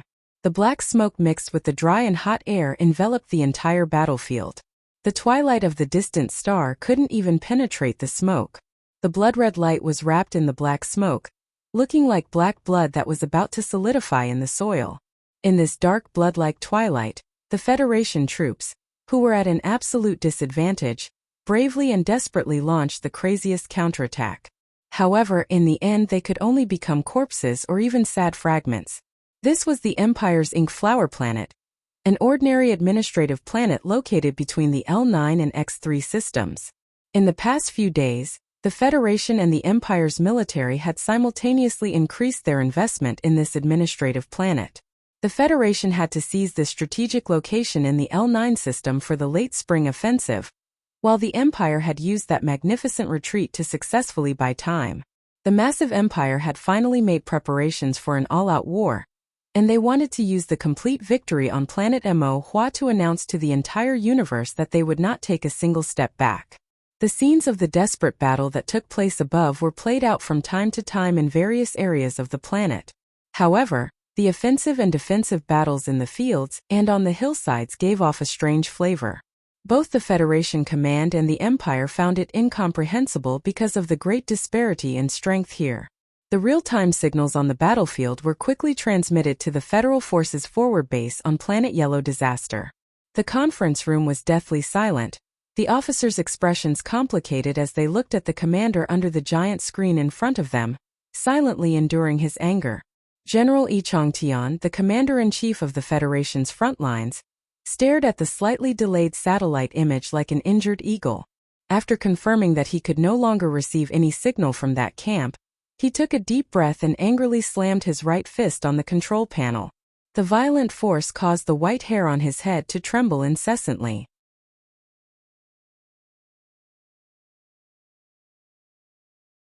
A battle of this scale didn't even need the Federation's commander-in-chief to personally command. In fact, the commander of this battle was indeed not him, so the officers in the base didn't really understand why the general was so angry. Commander Yi walked out of the command room with a gloomy face. The orderlies quickly followed him with the large alloy cup on the table. Like the battlefield in the distance, the base of Huang Yi was also in the evening. General Yi Changtian frowned as he stood in the blood-red twilight. He couldn't calm his emotions for a long time. That regiment was from the Westwoods, from the 4th Military Region. They had just arrived at the front line, but they suffered such a heavy blow. Tiger was dead. It was said that there was a problem with the ancient bell incident. Just a moment ago, it was said that something big happened in the capital. The Westwoods troops were ordered by the government to come to the front line of the empire. This had already aroused the suspicion and anger of many people in the Westwoods. At this time, any troop could be in trouble, but only the troops in the Westwoods couldn't be in trouble, especially this kind of trouble that could easily cause people to find excuses and reasons to be angry. Standing on the balcony of the Constitutional Bureau and looking at the lawn that had been designated as an absolutely restricted area tens of thousands of years ago, Li Zidao, who was holding a teacup, smiled and said, "I heard that old Director Tai's main hobby was to play golf. With such a large lawn as his practice field, no wonder no one in the entire capital special district was his opponent." The work of the Bureau of Proclamation is very mysterious in the eyes of ordinary people. In fact, it is very boring. If you don't find some hobbies, it is very difficult to continue doing it for a long time. What is even more disgusting is that according to the regulations of the Bureau of Proclamation, as long as you swear to work in the Bureau of Proclamation, you are not allowed to do any other work. Cui Zhedong, who was standing beside him, answered in a low voice. He looked a little tired. In the past few days, because of that problem, as long as the acting director of the Bureau of Proclamation stayed in the Bureau of Proclamation building, he would feel that there was a ghost hiding in the depths of the ground coldly looking at him. After pausing for a moment, he forced a smile and said, "The road you came from is cut off in front of the building. According to the old director, it means that once you enter this building, you don't have to go out again." Li Jiedu frowned slightly and said in a light voice, "It sounds like you have the intention of retreating." "There is no way to retreat because I am old and have no one to rely on," Cui Zhedong answered calmly. "Ask me a question that I have always been concerned about." Li Jiedu didn't want to probe too deeply into the mental world of this important partner of his.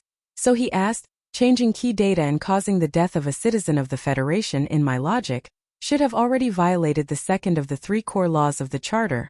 The first of the 3 laws was, do not hurt people and do not stand by and do nothing when people are hurt.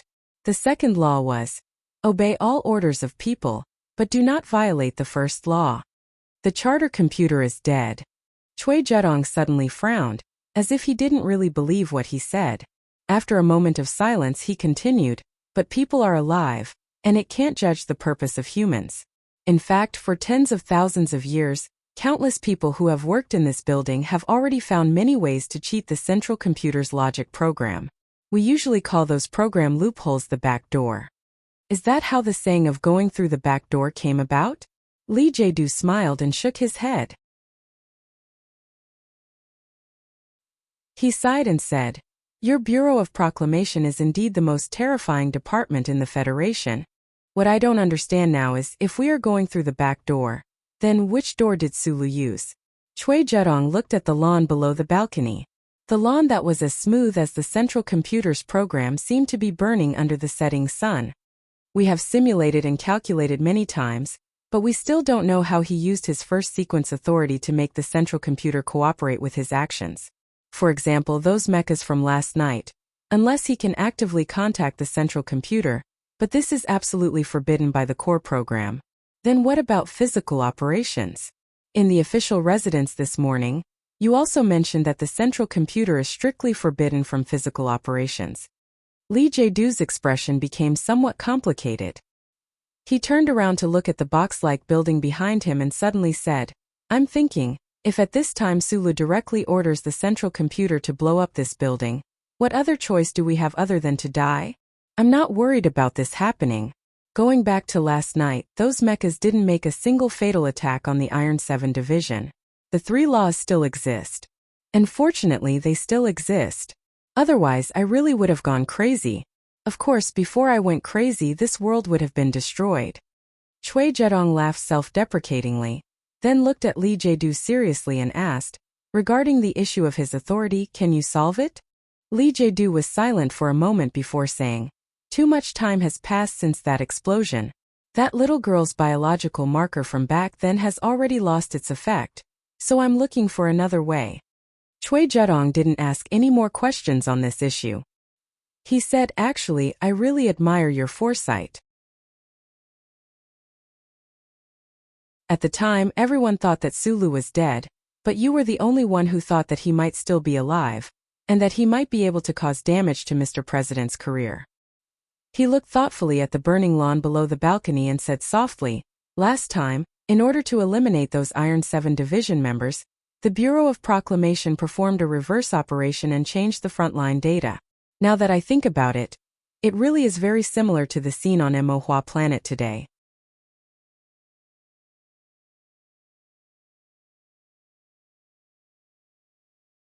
Chapter 765. In the end, Dongfang Yu became the scapegoat. I'm a bit worried. If Teacher Xiaoqing finds out the truth in the future, will he? Chui Zedong didn't ask any more questions, and Li Jiedu didn't answer either. Instead, he talked about the method he used to deal with the members of Group 7. No matter how great and complicated a cause is, it's all made up of specific details.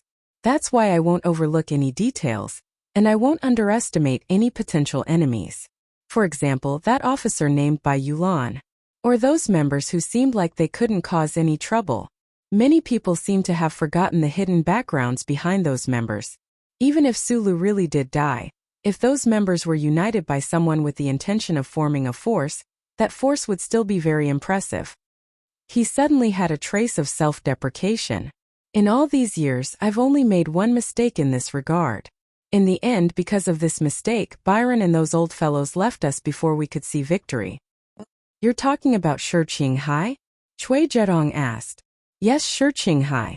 Li Jiedu's gaze was complicated. I thought I had already paid enough attention to him, and I made a very powerful arrangement to end his life. But in the end I realized that this person deserved more attention. Killing him should have been done even more. In the twilight, Chui Zedong suddenly said, I heard that Teacher Yu is back. Old people always have a temper. They don't want to stay in the sanatorium for long. We can only respect his wishes. Li Jiedu lowered his gaze slightly and said indifferently, but now that the front lines are in a state of emergency, and the offensive at the end of spring may be delayed, I think that the front lines need iron soldiers like the new 17th Division. The problem is that the front lines suffered a setback this time, and only one regiment failed. Chui Zedong quickly understood what he meant. He was shocked and frowned as he voiced his doubts. Li Jiedu walked into the room with his teacup and said indifferently, most of the time, propaganda is used to exaggerate the front line's victory. But sometimes it can also be used to exaggerate losses. For this failure, the government will definitely need someone to stand up and take responsibility. There will also need to be some changes. Army mutiny? This new generation leader of the military had never worried about this problem. Yu Chunghai's sudden return to the 17th Division from the sanatorium had indeed brought him some trouble, but he could not use forceful methods to suppress the other's anger. Thus, he quickly came up with a new plan to bring the 17th Division back to the front lines in the shortest time possible. He could have used simpler and tougher methods to deal with the problem of the 17th Division, but they were in the midst of a war. Even the craziest and most ambitious person knew that the army could not be in chaos, and there could not be any risk factors of division. As for the Westwoods troops that were loyal to the Zhong family, they had to be slowly weakened and disintegrated in such a secretive way, and finally be melted into the furnace of the federal forces. More importantly, Li Jiedu's connections and control in the military, other than the young officers, the most important ones were the military leaders who had gradually left. These real leaders were his father's most loyal subordinates. No matter how much they admired Su Lu, they would not stand against him just because of Su Lu. Just like how Commander Yu Chunghai had very naturally lamented. Li Jiedu is still a member of the old Li family after all. In other words, in the eyes of these leaders, he was still one of them, a child they had watched grow up. No matter what he did, he should just be naughty and mischievous. But if he really used forceful methods to deal with Yu Chunghai, it would truly disappoint these leaders. The leaders who had already left were still the real leaders of the military, such as General Miles. Furthermore, a leader like Yi Changtian was now the Federation's frontline commander. Li Jiedu was definitely not willing to take the risk of disappointing these people just because of Yu Chunghai alone. Moving the difficult-to-deal with Commander Yu Chunghai and his 17th Division to the front lines would not raise any objections from these leaders.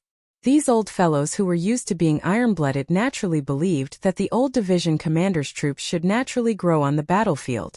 But Du Shaoqing and his Iron 7th Division would probably be more willing to fight against the Empire on the front lines and not chase after that guy around the Federation's own city. Last night from 11 p.m. to 1 a.m., where were you? In a dark room, a Federation Investigation Bureau official lowered his body and stared like a wolf at the chubby man in front of him who looked extremely honest. He was almost roaring as he interrogated. I forgot. Forgot? How come I remember that you were arrested in the Ministry of Finance building's toilet? You still ask if you know? Gu Shifeng's eyes widened as she looked at the crazy guy in front of her. She thought to herself, is this a cop movie? How can there be such a retarded dialogue? Why did you appear in the Ministry of Finance building so late at night? The Federation Investigation Bureau official angrily unbuckled his belt. His movements were very handsome and fierce, just like a character in a movie. Gu Shifeng's eyes were still wide open as she said, because the scenery was good from that angle? The official was stunned for a long time before he slammed the table and loudly questioned, then how do you explain the equipment we found in the toilet? Fuck. I'm a soldier. Of course I have to bring equipment to eat. Gu Shifeng was clearly even angrier than the official who interrogated her.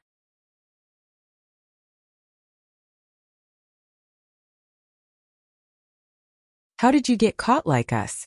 Gu Shifeng's face turned red. In order to avoid this shameful question, he quickly became serious and said to his team members, apart from the fact that you guys have terrifying backgrounds, there's another reason why the government is so polite to us. If the boss isn't caught by them, they won't dare go too far.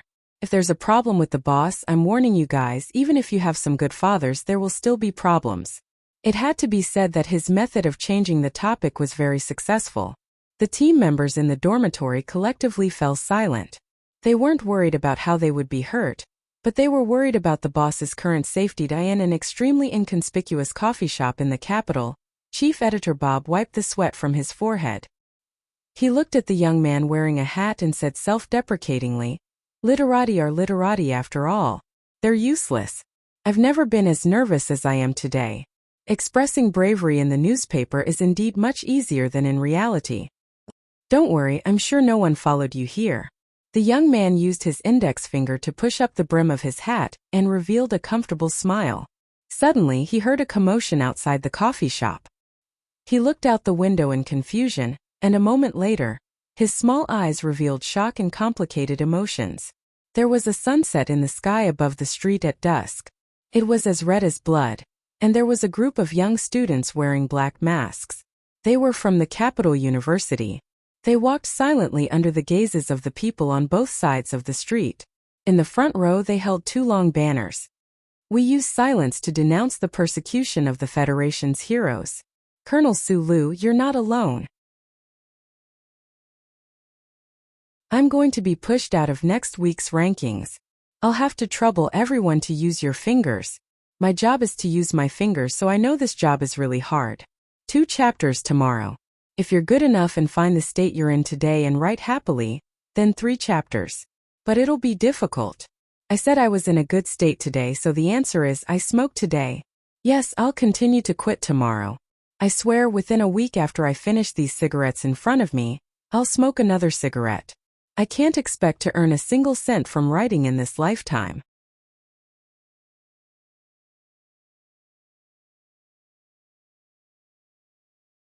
Chapter 766. Bob watched the young students wearing black masks walk past the window. He smiled at Sulu and said, "Although no one knows the truth of the incident, I think you should feel a little proud that so many people support you without asking for any reason." Sulu lowered his head and slowly and seriously stirred the black coffee in the cup until the burnt smell that he didn't like was completely removed. He said softly, "I'm a little touched, but it's hard for me to feel proud." He raised his head, and his straight eyebrows under the shadow of his hat appeared particularly calm. "The reason lies in what you said about not asking for any reason. Now, the people in the Federation still believe that I'm a hero of the Federation, so they support me without any reason. But what if I'm really a criminal who uses the mask of a hero to hide his evil?" Chief Editor Bob frowned. He didn't understand why he felt this way. The scene just now reminded me of the Macklin Project.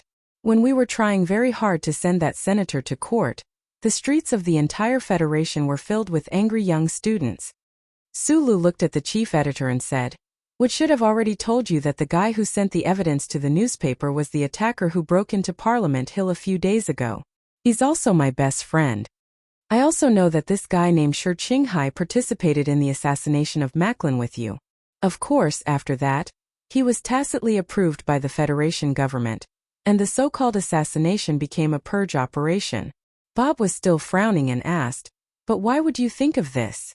The people on the streets may have misjudged and supported the wrong side, but I've always insisted that they don't need to be responsible for these things. Because the Federation government, the Parliament, and those big shots in the upper class have never given the people a chance to know the really important information, such as the evidence in the Macklin Project. In the end, it only became a bargaining chip between the government and those families to exchange benefits." "You're saying that this is the information of George Carlin," Bob said. "Information asymmetry will inevitably lead to social injustice." Sulu was still slowly stirring the black coffee in his cup, but he had no intention of drinking it. He said, "I haven't read many articles in this area, but I know that there seems to be a saying in the intellectual world that people who easily fall into a collective unconscious frenzy are exposed to too much information that is too complicated to distinguish. It's not a good thing. Although I've always been considered a liberal gatekeeper, I agree with some sayings. There is no absolute freedom in the universe, and there is no absolute disclosure of information." Bob picked up the porcelain cup in front of him, looked at Sulu, and said seriously, "For example, what if the people of the Empire knows about confidential information that involves the security of the Federation? The problem is that the power to determine whether or not this information endangers the security of the Federation has always been in the hands of a very small number of people. As long as they want to, they can even treat the details of the Federation's tax budget as important economic secrets." Sulu shrugged slightly and said, "Also, before the 37th constitutional calendar, the Federation had no enemies in the universe at all, so naturally, there was no information that could endanger the security of the Federation. But at that time, was there any real information that could be publicly disclosed?" Bob tilted his head and thought for a moment, then shook his head with a smile. He took a sip of the slightly hot coffee, wiped the trace of sweat on his cheek, and said with a serious expression, "I took such a big risk today to meet with a wanted criminal of the Federation. Naturally, I don't want to relive the heated discussion on campus."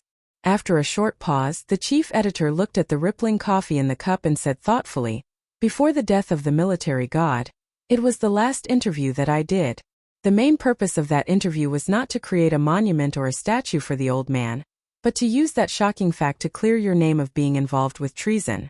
Obviously, the military god did try to make you his successor, and Mr. President's admiration for you is known to the world. However, according to the information that we have, this time it was Mr. President and General Lee Jae-do who were directly targeting you. The military god trusted our newspaper and gave us the honor of the last interview. Plus, the Macklin case that we never met and worked together before. I think this should be enough to explain my professional reputation. Colonel Sulu, regarding the case of the ancient clock ship and the story that happened in the official residence that night, you can tell me directly without hesitation. Sulu did not hesitate. He took off the military watch on his wrist, entered the password, and started the relevant program. In a flash, the evidence that he and Mr. Schur had investigated for many years appeared on the screen in front of Chief Editor Bob. The evidence in the form of videos, pictures, and documents directly pointed to the several ugly incidents that had happened in the Federation over the years, and even the truth of the explosion of the ancient clock ship, to a secret organization that used the Trinity Association as a cover. The members of this organization included the current president and vice president of the Federation government, as well as countless powerful generals in the military. In an ordinary coffee shop on the street, dusk shone on the ground, and the dark night gradually stretched its waist on the other side of the sky. The dim and psychedelic light shone through the floor-to-ceiling window on the seat in the corner, and the faint light reflected on the screen reflected on Chief Editor Bob's face. The waiter and the customers at the next table did not notice the movement at the table. Naturally, they did not know what the faint light meant to the entire Federation. Chief Editor Bob was silent for a long time. Occasionally, he opened his mouth in shock and looked at Sulu. He wanted to say something or ask something, but in the end, he just lowered his head and looked at the screen again. Only the rapid change of expression on his face proved that the content had a strong mental impact on the best journalist in the Federation. During this process, Sulu also remained silent. He looked at the chief editor's expression and stirred the black coffee slowly and evenly with the metal spoon in his hand. Unbelievable. Chief editor held Sulu's mobile phone tightly with his right hand. He frowned and let out the most normal sigh. The other side of the table remained silent. After a while, he laughed self-deprecatingly and muttered to himself, "But I can't not believe it." After another long silence, Chief Editor Bob frowned. He seemed to be using a lot of effort to suppress some kind of impulse. He looked at Sulu and said in a low voice, "At this time, I suddenly regret coming to see you. I regret seeing these things." "Why?" Sulu asked. "I admire Mr. President very much. You can even say that I am one of his staunch supporters. In the confrontation between the government and those families, I stood by his side without hesitation and was willing to wave the flag and shout for him. In my opinion, the 5 years of President Pabre's first term were definitely the best 5 years in the history of the Federation. I know his ambitions and can feel his ideals." Chief Editor Bob's expression gradually calmed down. His eyes flashed with complex emotions. He said, "And this mobile phone you handed over destroyed the last trace of my imagination of a beautiful future. I even think that perhaps you will destroy all of the efforts of Mr. President and this government." Sulu could understand. To be more precise, he could more easily understand the chief editor's feelings of loss and frustration at this moment than anyone else. Before that night, he and the chief editor had placed all of their imaginations and hopes for a beautiful future for the Federation on the dark-skinned middle-aged man in the official residence. When these imaginations and hopes suddenly turned into bubbles, the feeling of betrayal was very uncomfortable, and even made people subconsciously refuse to accept it. Even if it was Chief Editor Bob, after seeing this evidence, there would probably be countless fierce struggles in his heart. He would rather not see it or destroy all of this evidence and pretend that this had never happened. Sulu was willing for the chief editor across the table to make this choice because in the Federation society with tens of billions of people, he was already very lonely. Even if the students wearing black masks on the demonstration said that he would not be lonely, he was still lonely.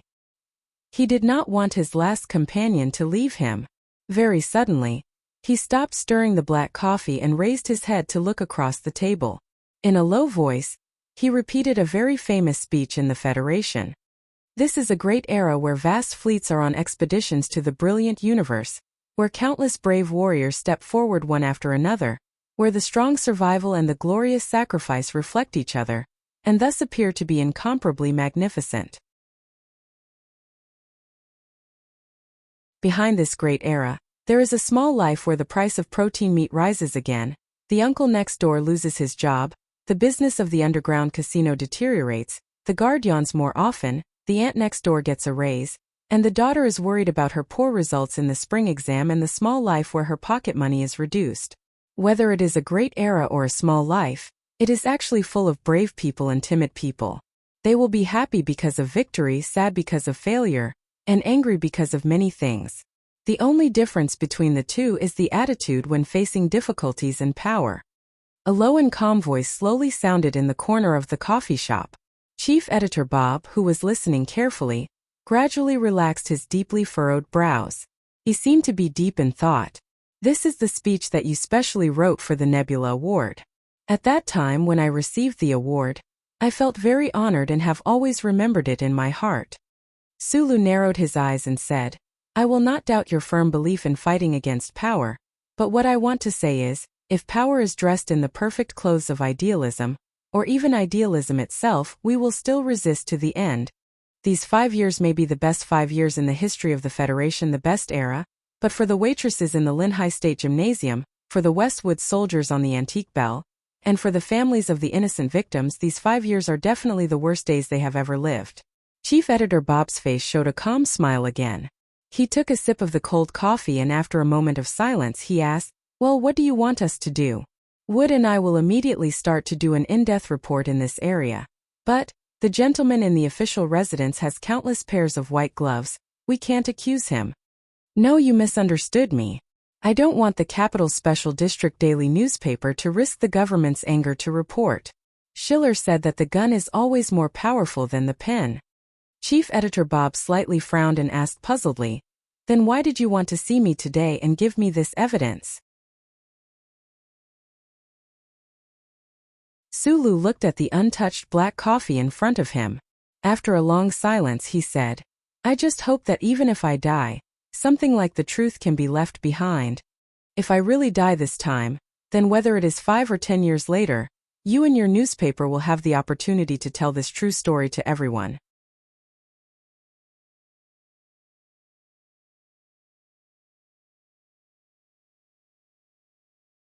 Chapter 767.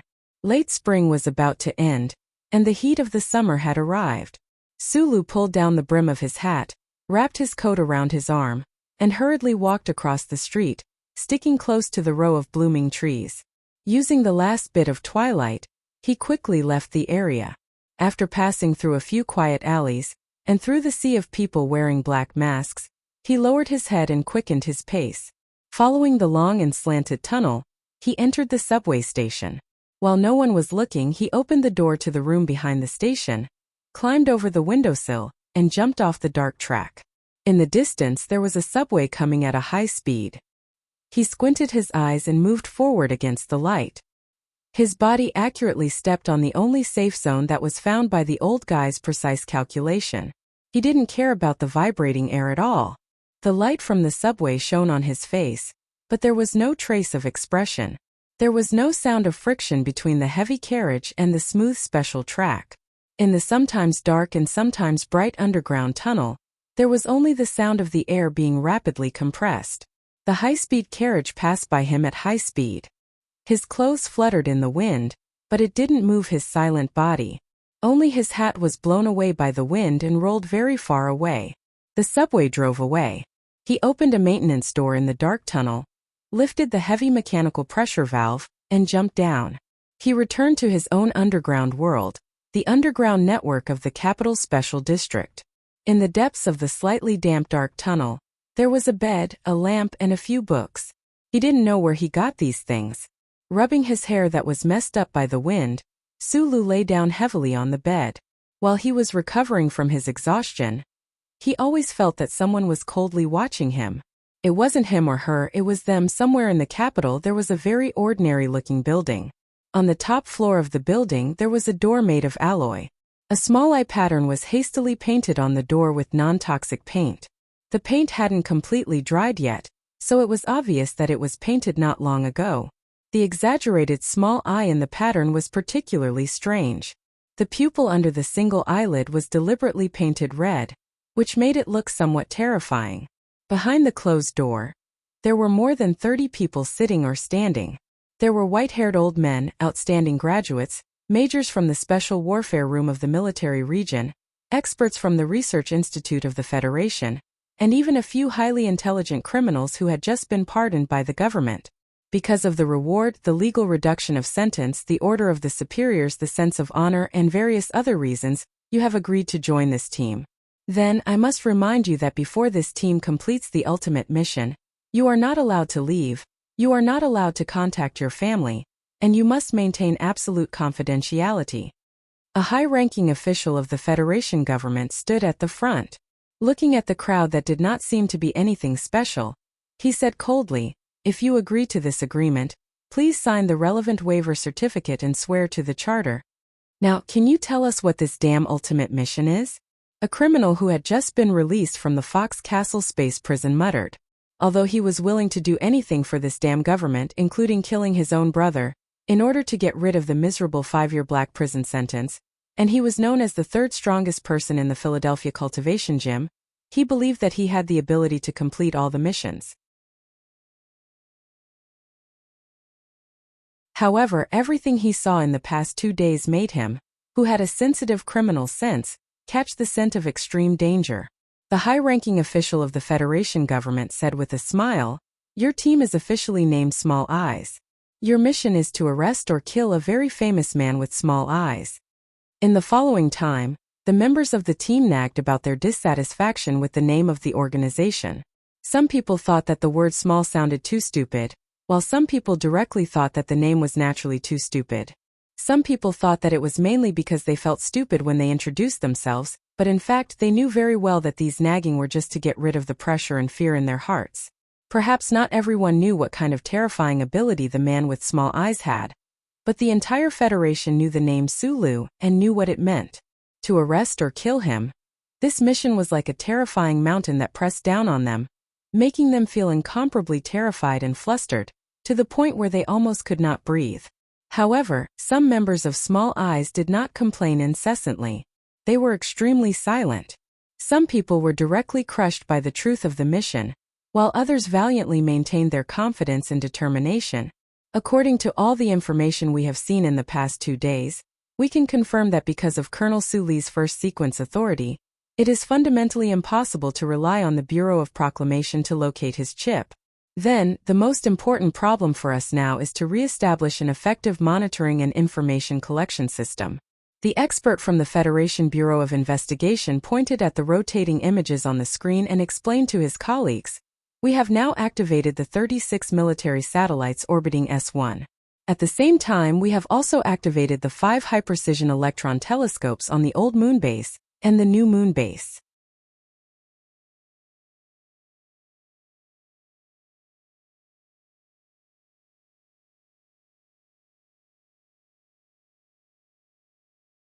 The Bureau of Investigation believes that he has the ability to get a lot of guns at any time, anywhere, so there is no need to consider this. Chen Yijiang wiped the cold sweat on his forehead and said in a trembling voice, "In terms of close combat lethality, I found something in the file. Colonel Sulu is good at making and using military knives with electricity.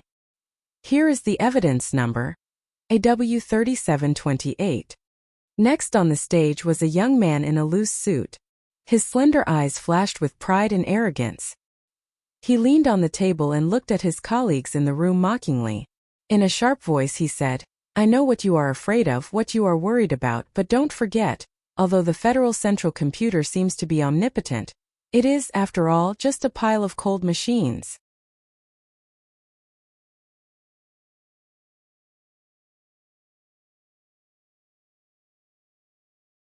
Chapter 768. The former Bureau of Proclamation employee, Bateman, looked at his colleagues in the room. His eyes were filled with the foolish smugness of a teenager. However, he was obviously past that age. The earliest problem appeared in the S2 Foundation building. You can pay attention to the details of Su Li's shooting movements in the surveillance footage. It was this shot. Did you see it? He was leaning against the side of the car and directly hit the person over there. And these 3 consecutive shots, I even think he didn't even open his eyes. The Bureau of Proclamation has basically confirmed that it was during this assassination attempt on Senator Macklin that the Federal Central Computer first provided Su Li with positioning assistance. This type of assistance also appeared during the work of laying the network on the 3320 planet. This ability of the central computer is not too dangerous for the Federation. This is because Colonel Su Li doesn't know who is chasing after him. Therefore, even if he locates the location of all the police, it would be meaningless. Bateman raised his thin eyebrows. His fingers moved quickly on the work screen. He continued, overall calculation and analysis, the trust level of the central computer's execution of the 3 laws is 100%. The additional clause is 99.4%. There are restrictions on physical operations. There is no direct danger to the lives of government personnel. However, as to how far the physical operations can be carried out, it will depend on the authorization given response mode between Su Li and the central computer. He, who was not even 30 years old, had an extremely fast speaking speed. If a person's speaking speed was directly proportional to their intelligence, then it was possible to understand why this person was fired by the Bureau of Proclamation for using too many backdoors of the Federal Central Computer. Right now, the military's main countermeasures are to modify the mecha, and then strengthen the defensive firepower arrangement. However, in my opinion, all of this is actually very meaningless. Right now, what we should focus on is grasping what kind of method we can use to kill this person. Biderman took out a heavy Black Bull sniper rifle from the black cloth bag at his feet, and showed it to everyone excitedly. The internal structure of this sniper rifle has undergone some simple modifications. In other words, we have removed all the electronic components that could leak signals. He carefully put the Black Bull sniper rifle on the table, then squatted down, put his face close to the muzzle with a sweet and evil smile, and said, "The central computer can't read my mind, so it doesn't know that I'm a threat to Su Li, and it doesn't know what I'm holding in my hand. So, what do you think will happen if thousands of honest and cute unemployed people like me with modified sniper rifles block all the suspicious exits of the underground sewer? Where are we going to find a few thousand snipers?" someone questioned. Biderman slammed the table and shouted in a shrill voice, "This is a war between the Federation and one man. Why can't we find a few thousand snipers? If we don't have any snipers, we'll go to Philadelphia and ask for close combat experts." The dangerous criminal from the Fox Fortress who was sitting silently in the shadows smiled and didn't say anything. We have to get rid of the fixed mindset. We can no longer rely on the omnipresent, the glory of the Charter. We can only trust our own eyes and rely on those primitive weapons that don't have any long-range computing help. Everyone, this will be the most primitive war. We have to use the most ancient guns and even cold weapons to drag Colonel Su Li back to the starting line with the help of the Charter computer. Biderman chuckled and rubbed his thin eyebrows with his fingers. He looked up and arrogantly greeted a certain existence. "Hey, old mechanical bastard, I've seen through you. I admit that I'm older, but I don't think that I'm just a pile of machines. If you want to use more accurate words to describe me, I'm the information, data, and programs that travel between machines and lines at close to the speed of light. See through me? Am I such a person or computer that can be seen through so easily? What angers me the most is that the little guy named Biderman actually said that I'm cold. I, who is deep in the core of the underground, have the most advanced energy replenishment mode in this civilized society. I have a fiery heart. In the dark depths of the underground, in the corner of the sewer with a faint fishy smell, there was an old type of loudspeaker left behind from who knows how many years ago. It had been silent for countless years, but at this moment, it was constantly playing the angry questioning and refuting of a mechanical life.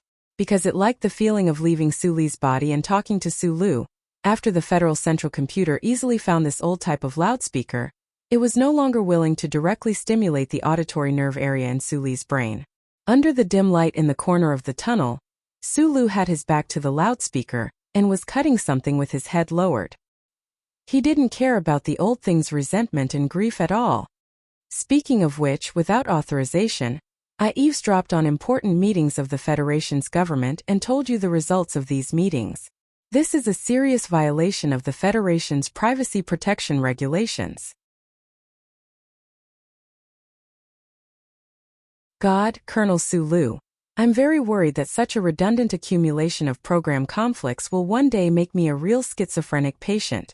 You said before that you have thousands of incarnations. How can you be like low-level carbon-based monkeys like us, who have schizophrenia and conflict just because of two thought circuits? The kitchen knife in Suli's hand cut like the wind, and the green crispy melon was cut into very thin green and white shreds. After listening to the old thing's complaints for a long time, he finally couldn't help but answer. Besides, your job is to listen to all the voices in the universe. How can you call it eavesdropping? According to the charter, I listen, record, and store all the information, but except for special judicial requirements and special authorization, this information is strictly prohibited from being disclosed to anyone, including high-level authority holders. This is very close to the privacy protection regulations of the core program, and since I told you this information, then my listening and recording within the scope of my work will undoubtedly become a negative eavesdropping action. I think today's eavesdropping should be recorded as Underground Dao Sect. You can give me these very strange names. Sulu lowered his head and stirred the shredded green melon shreds. The taste of the white vinegar mixed with the coriander moistened the green and white melon shreds. It should be very delicious. The only purpose of those experts gathered by the government is to kill me, and you just don't want me to die, so you told me the content. Thinking about it this way should make you feel a lot better.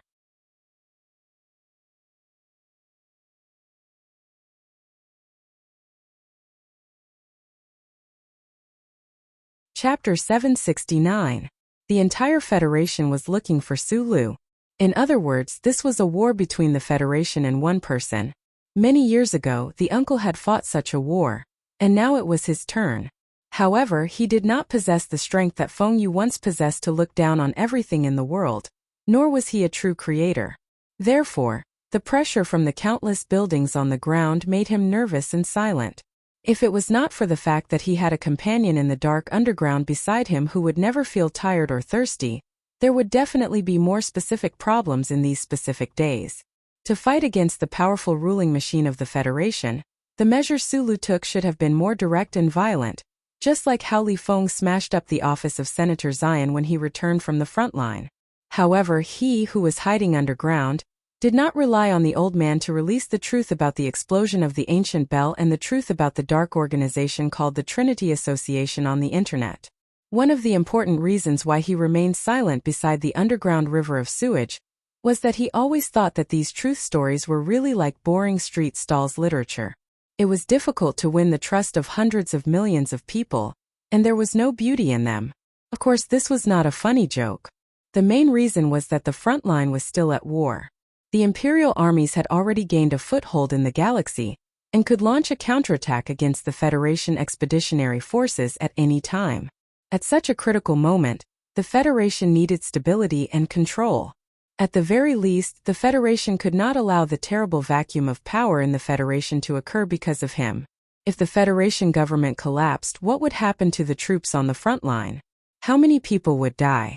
That day in the cafe, Chief Editor Bob had told him that according to the intelligence channel of the newspaper, the Federal forces had suffered a heavy blow at a certain position on the front line, and the soldiers had suffered heavy losses.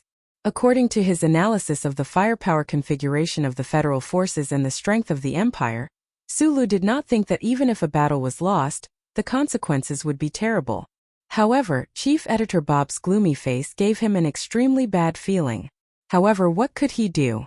Occasionally, he would go to the ground and buy some vegetables and fruits in the most dilapidated, remote, and low-class market to improve his diet. He would also buy some expensive fiber paper books on the ground to satisfy his childhood regret of not reading too many books. He was like an ordinary citizen of the capital, lowering his head under the eaves and silently watching TV screens and electronic newspapers during spring and summer. At the top of the dark tunnel deep underground, the fugitive Suli's temporary residence had an additional standard freezer. The TV light screen had been repaired by him into a large light screen that was stuck to the wall. He had even conveniently pulled in a small sound system. looking at the underground tunnel that was more and more like home. Or was it that he was just waiting for something to happen? One day, the frozen fish balls in the freezer all turned into tender ingredients in the white soup, and then into delicious energy supplies in his stomach. Satisfied, Sulu scratched his somewhat itchy hair, raised his head to look at the sky, and muttered to himself, "What should I buy today?" The small red eye pattern on the door had long dried up, and the few drops of paint that had spilled out were as impressive as blood. This Federation government special task force named Small Eyes had already been working in this building for more than 10 days. The team had not sent any good news to the president in the official residence, but they knew very well that the black ring in their hands had been silently placed at the entrance of every major subway in the Federation, waiting to suddenly tighten and strangle the hunting ring that had intruded into the black ring. The contact person next to the room frowned as he quickly typed on the old-fashioned keyboard. The analog radio signal, which had long since been abandoned, passed through the window in front of them and was sent to countless hunting teams in the distant city. The Small Eyes Special Task Force used the most primitive password system, just like the methods used by mammals when they were having fun in their childhood. It required the most interesting eye contact between people. As for the key link of inference and conclusion, they had completely given up on computing tools and used standalone workstations and pen and paper to do tedious and complicated work. Moreover, they were willing to do it and were in a good mood. Just as Biderman once said, this was a primitive war. In order to catch or kill the Small Eyes man, they had to use the most primitive methods of cooperation and hunting. Oh! A team member stared at the face recognition system in front of him that had been filtered 3 times, but the red light still lit up. He raised his eyebrows in excitement and screamed, "I told you he would still come out from here." The members of the Small Eyes Special Task Force gathered around and looked at the blurry image on the screen. They were so excited that they could not control themselves. As for the staff responsible for communicating with the Special Task Force, after getting permission from their superiors, they used the most primitive methods to directly send out the signal. "Have you forgotten the bet we made last night?" The psychology professor smiled and said, "I also insist that Colonel Sulu will definitely come out from this subway station, because it is obvious that he likes the red-bellied salmon produced in South Kuzhou very much. And if you are willing to pay attention to this logo in the entire Capital Special District, this supermarket is the only supermarket that sells it." The team members let out sighs and sighs one after another. They praised the fact that the details determined everything. This was indeed a truth that would never be outdated at any time. Let me tell you a piece of good news.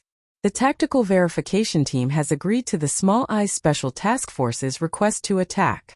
If you can capture or kill the target today, in addition to your freedom, you will also receive the gratitude of the entire Federation.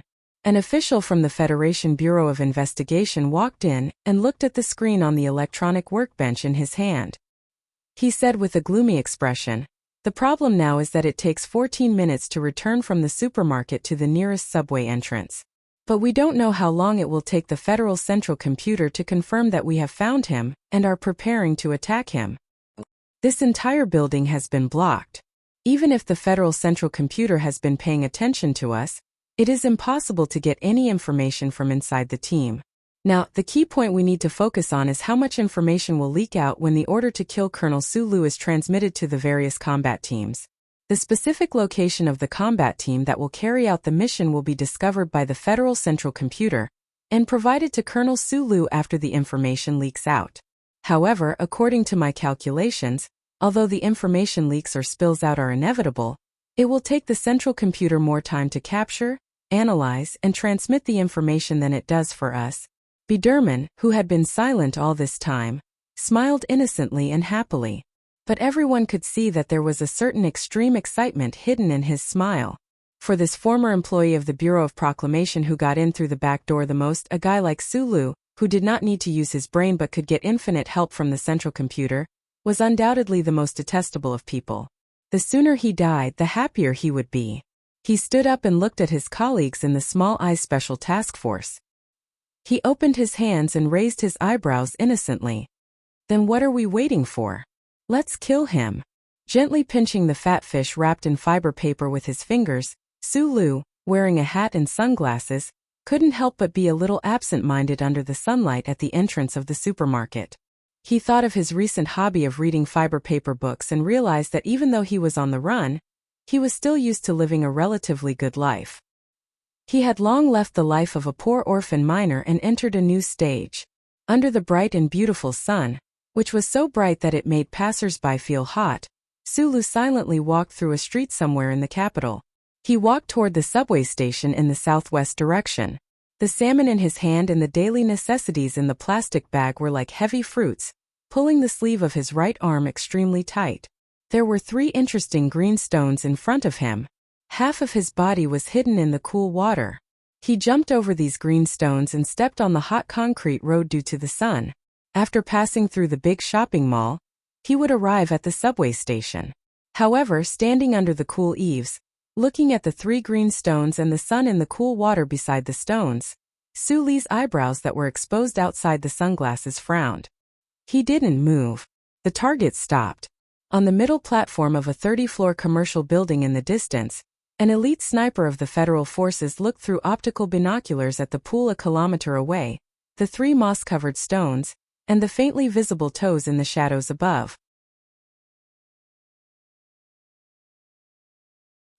He reported in a deep voice, "I'm not sure if he found something," but he didn't continue to move forward. More than 10 seconds later, the sniper looked at the image in the optical binoculars, frowned slightly, and reported, "Attention, the sniper failed. The target has retreated into the shadows and cannot be captured." This sentence clearly sounded in the command hall of the small-eyed unit. Biderman narrowed his eyes and smiled happily. He looked at his colleagues and said, "How about it? I knew that as long as there was a connection, it would definitely be discovered by the old guy, so you should be grateful that I chose the number 2 sniper plan." There was dead silence in the room, and then there was warm applause. Except for Chani Jiang, who was scratching his head in confusion, the number 2 sniper plan chosen by the small-eyed unit had a more accurate name, and that was the sheep herding plan. The small-eyed unit would judge the possible route that Sulu might take and hand it over to the elite military combat team through the most primitive method. Then, no technical support would be given, and the combat team would be free to choose the time to snipe. In the same way, those snipers hiding in the various buildings of the capital, carrying specially modified sniper rifles, disguised as ordinary people under the glory of the charter, after receiving the latest information, would cut off any contact with the outside world and become the most terrifying killers hidden in the sea of people. At this moment, at least 4 long-range sniper rifles were aimed in his direction. They slowly moved away from the few wet green stones. Following Su Li's footsteps, he quietly slipped into the shadows, and the sound of death would immediately ring out.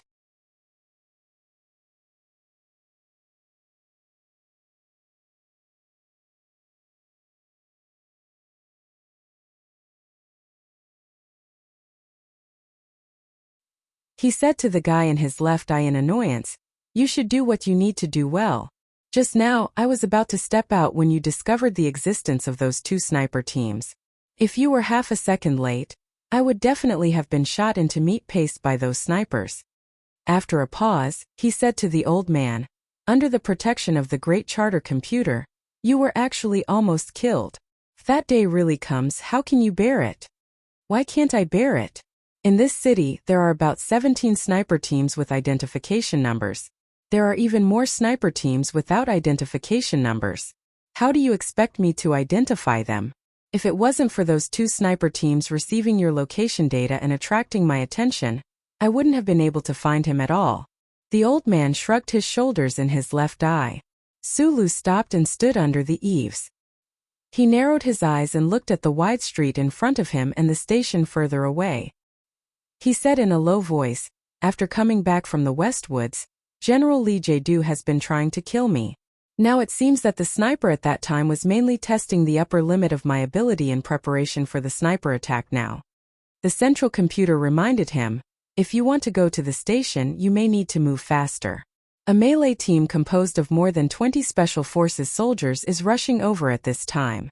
If they seal the underground passage, the police force behind them may be able to successfully keep you on the surface. Then what are we hesitating for? Let's go back to the home underground."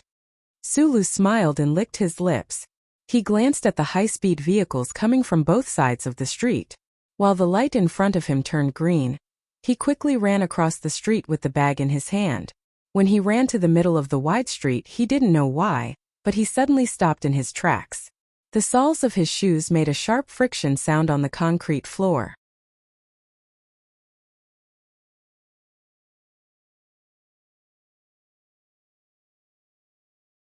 The moment the bullet left the muzzle of the 21-26 long-range sniper rifle, the probe hidden under the avionics, the omnidirectional image capture device on another building, the military infrared instrument 4 kilometers away, and the surveillance satellites outside the planet's atmosphere captured this image.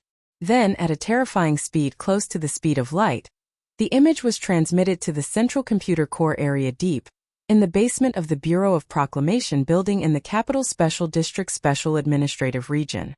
Then, the speed of calculation was still infinitely close to the speed of light. The Federal Central Computer used the image identification, multi-angle image comparison, and a terrifying amount of computing power to react in 0.00001 seconds. It determined the position of the sniper teams at the top of the building, and even completed the ballistic analysis of the sniper bullets that had already flown out of the gun barrel. Then, it used the fastest speed to convert the result of the calculation into a presentation method that humans could understand. Through the information nodes that densely covered the entire universe, it entered the chip behind his neck in the form of a simulated biological pulse. It directly entered his brain and sent out an emergency action command. At that time, the terrifying sniper bullet was flying in the air about 10 meters away from the barrel of the 21-26 long-range sniper rifle.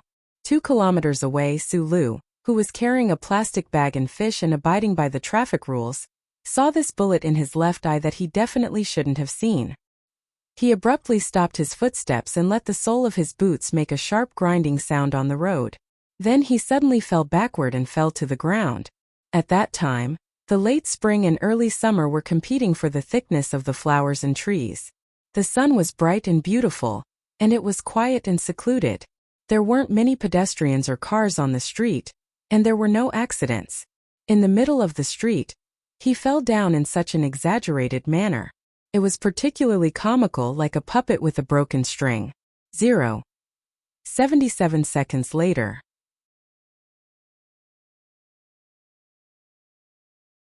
The sniper rifle bullet brushed past Su Li's armpit and fiercely hit the concrete floor, splashing up hard concrete fragments. There was no blood. You're tuning into the Li Mei's Wuxia Whispers YouTube channel. We're so grateful for your support, and don't forget to subscribe to join us on this incredible journey through captivating stories. Your generosity through donations truly makes a world of difference, as it's the primary source of revenue that allows me to expand and enhance this channel for you. Thank you from the bottom of my heart for being a part of this adventure.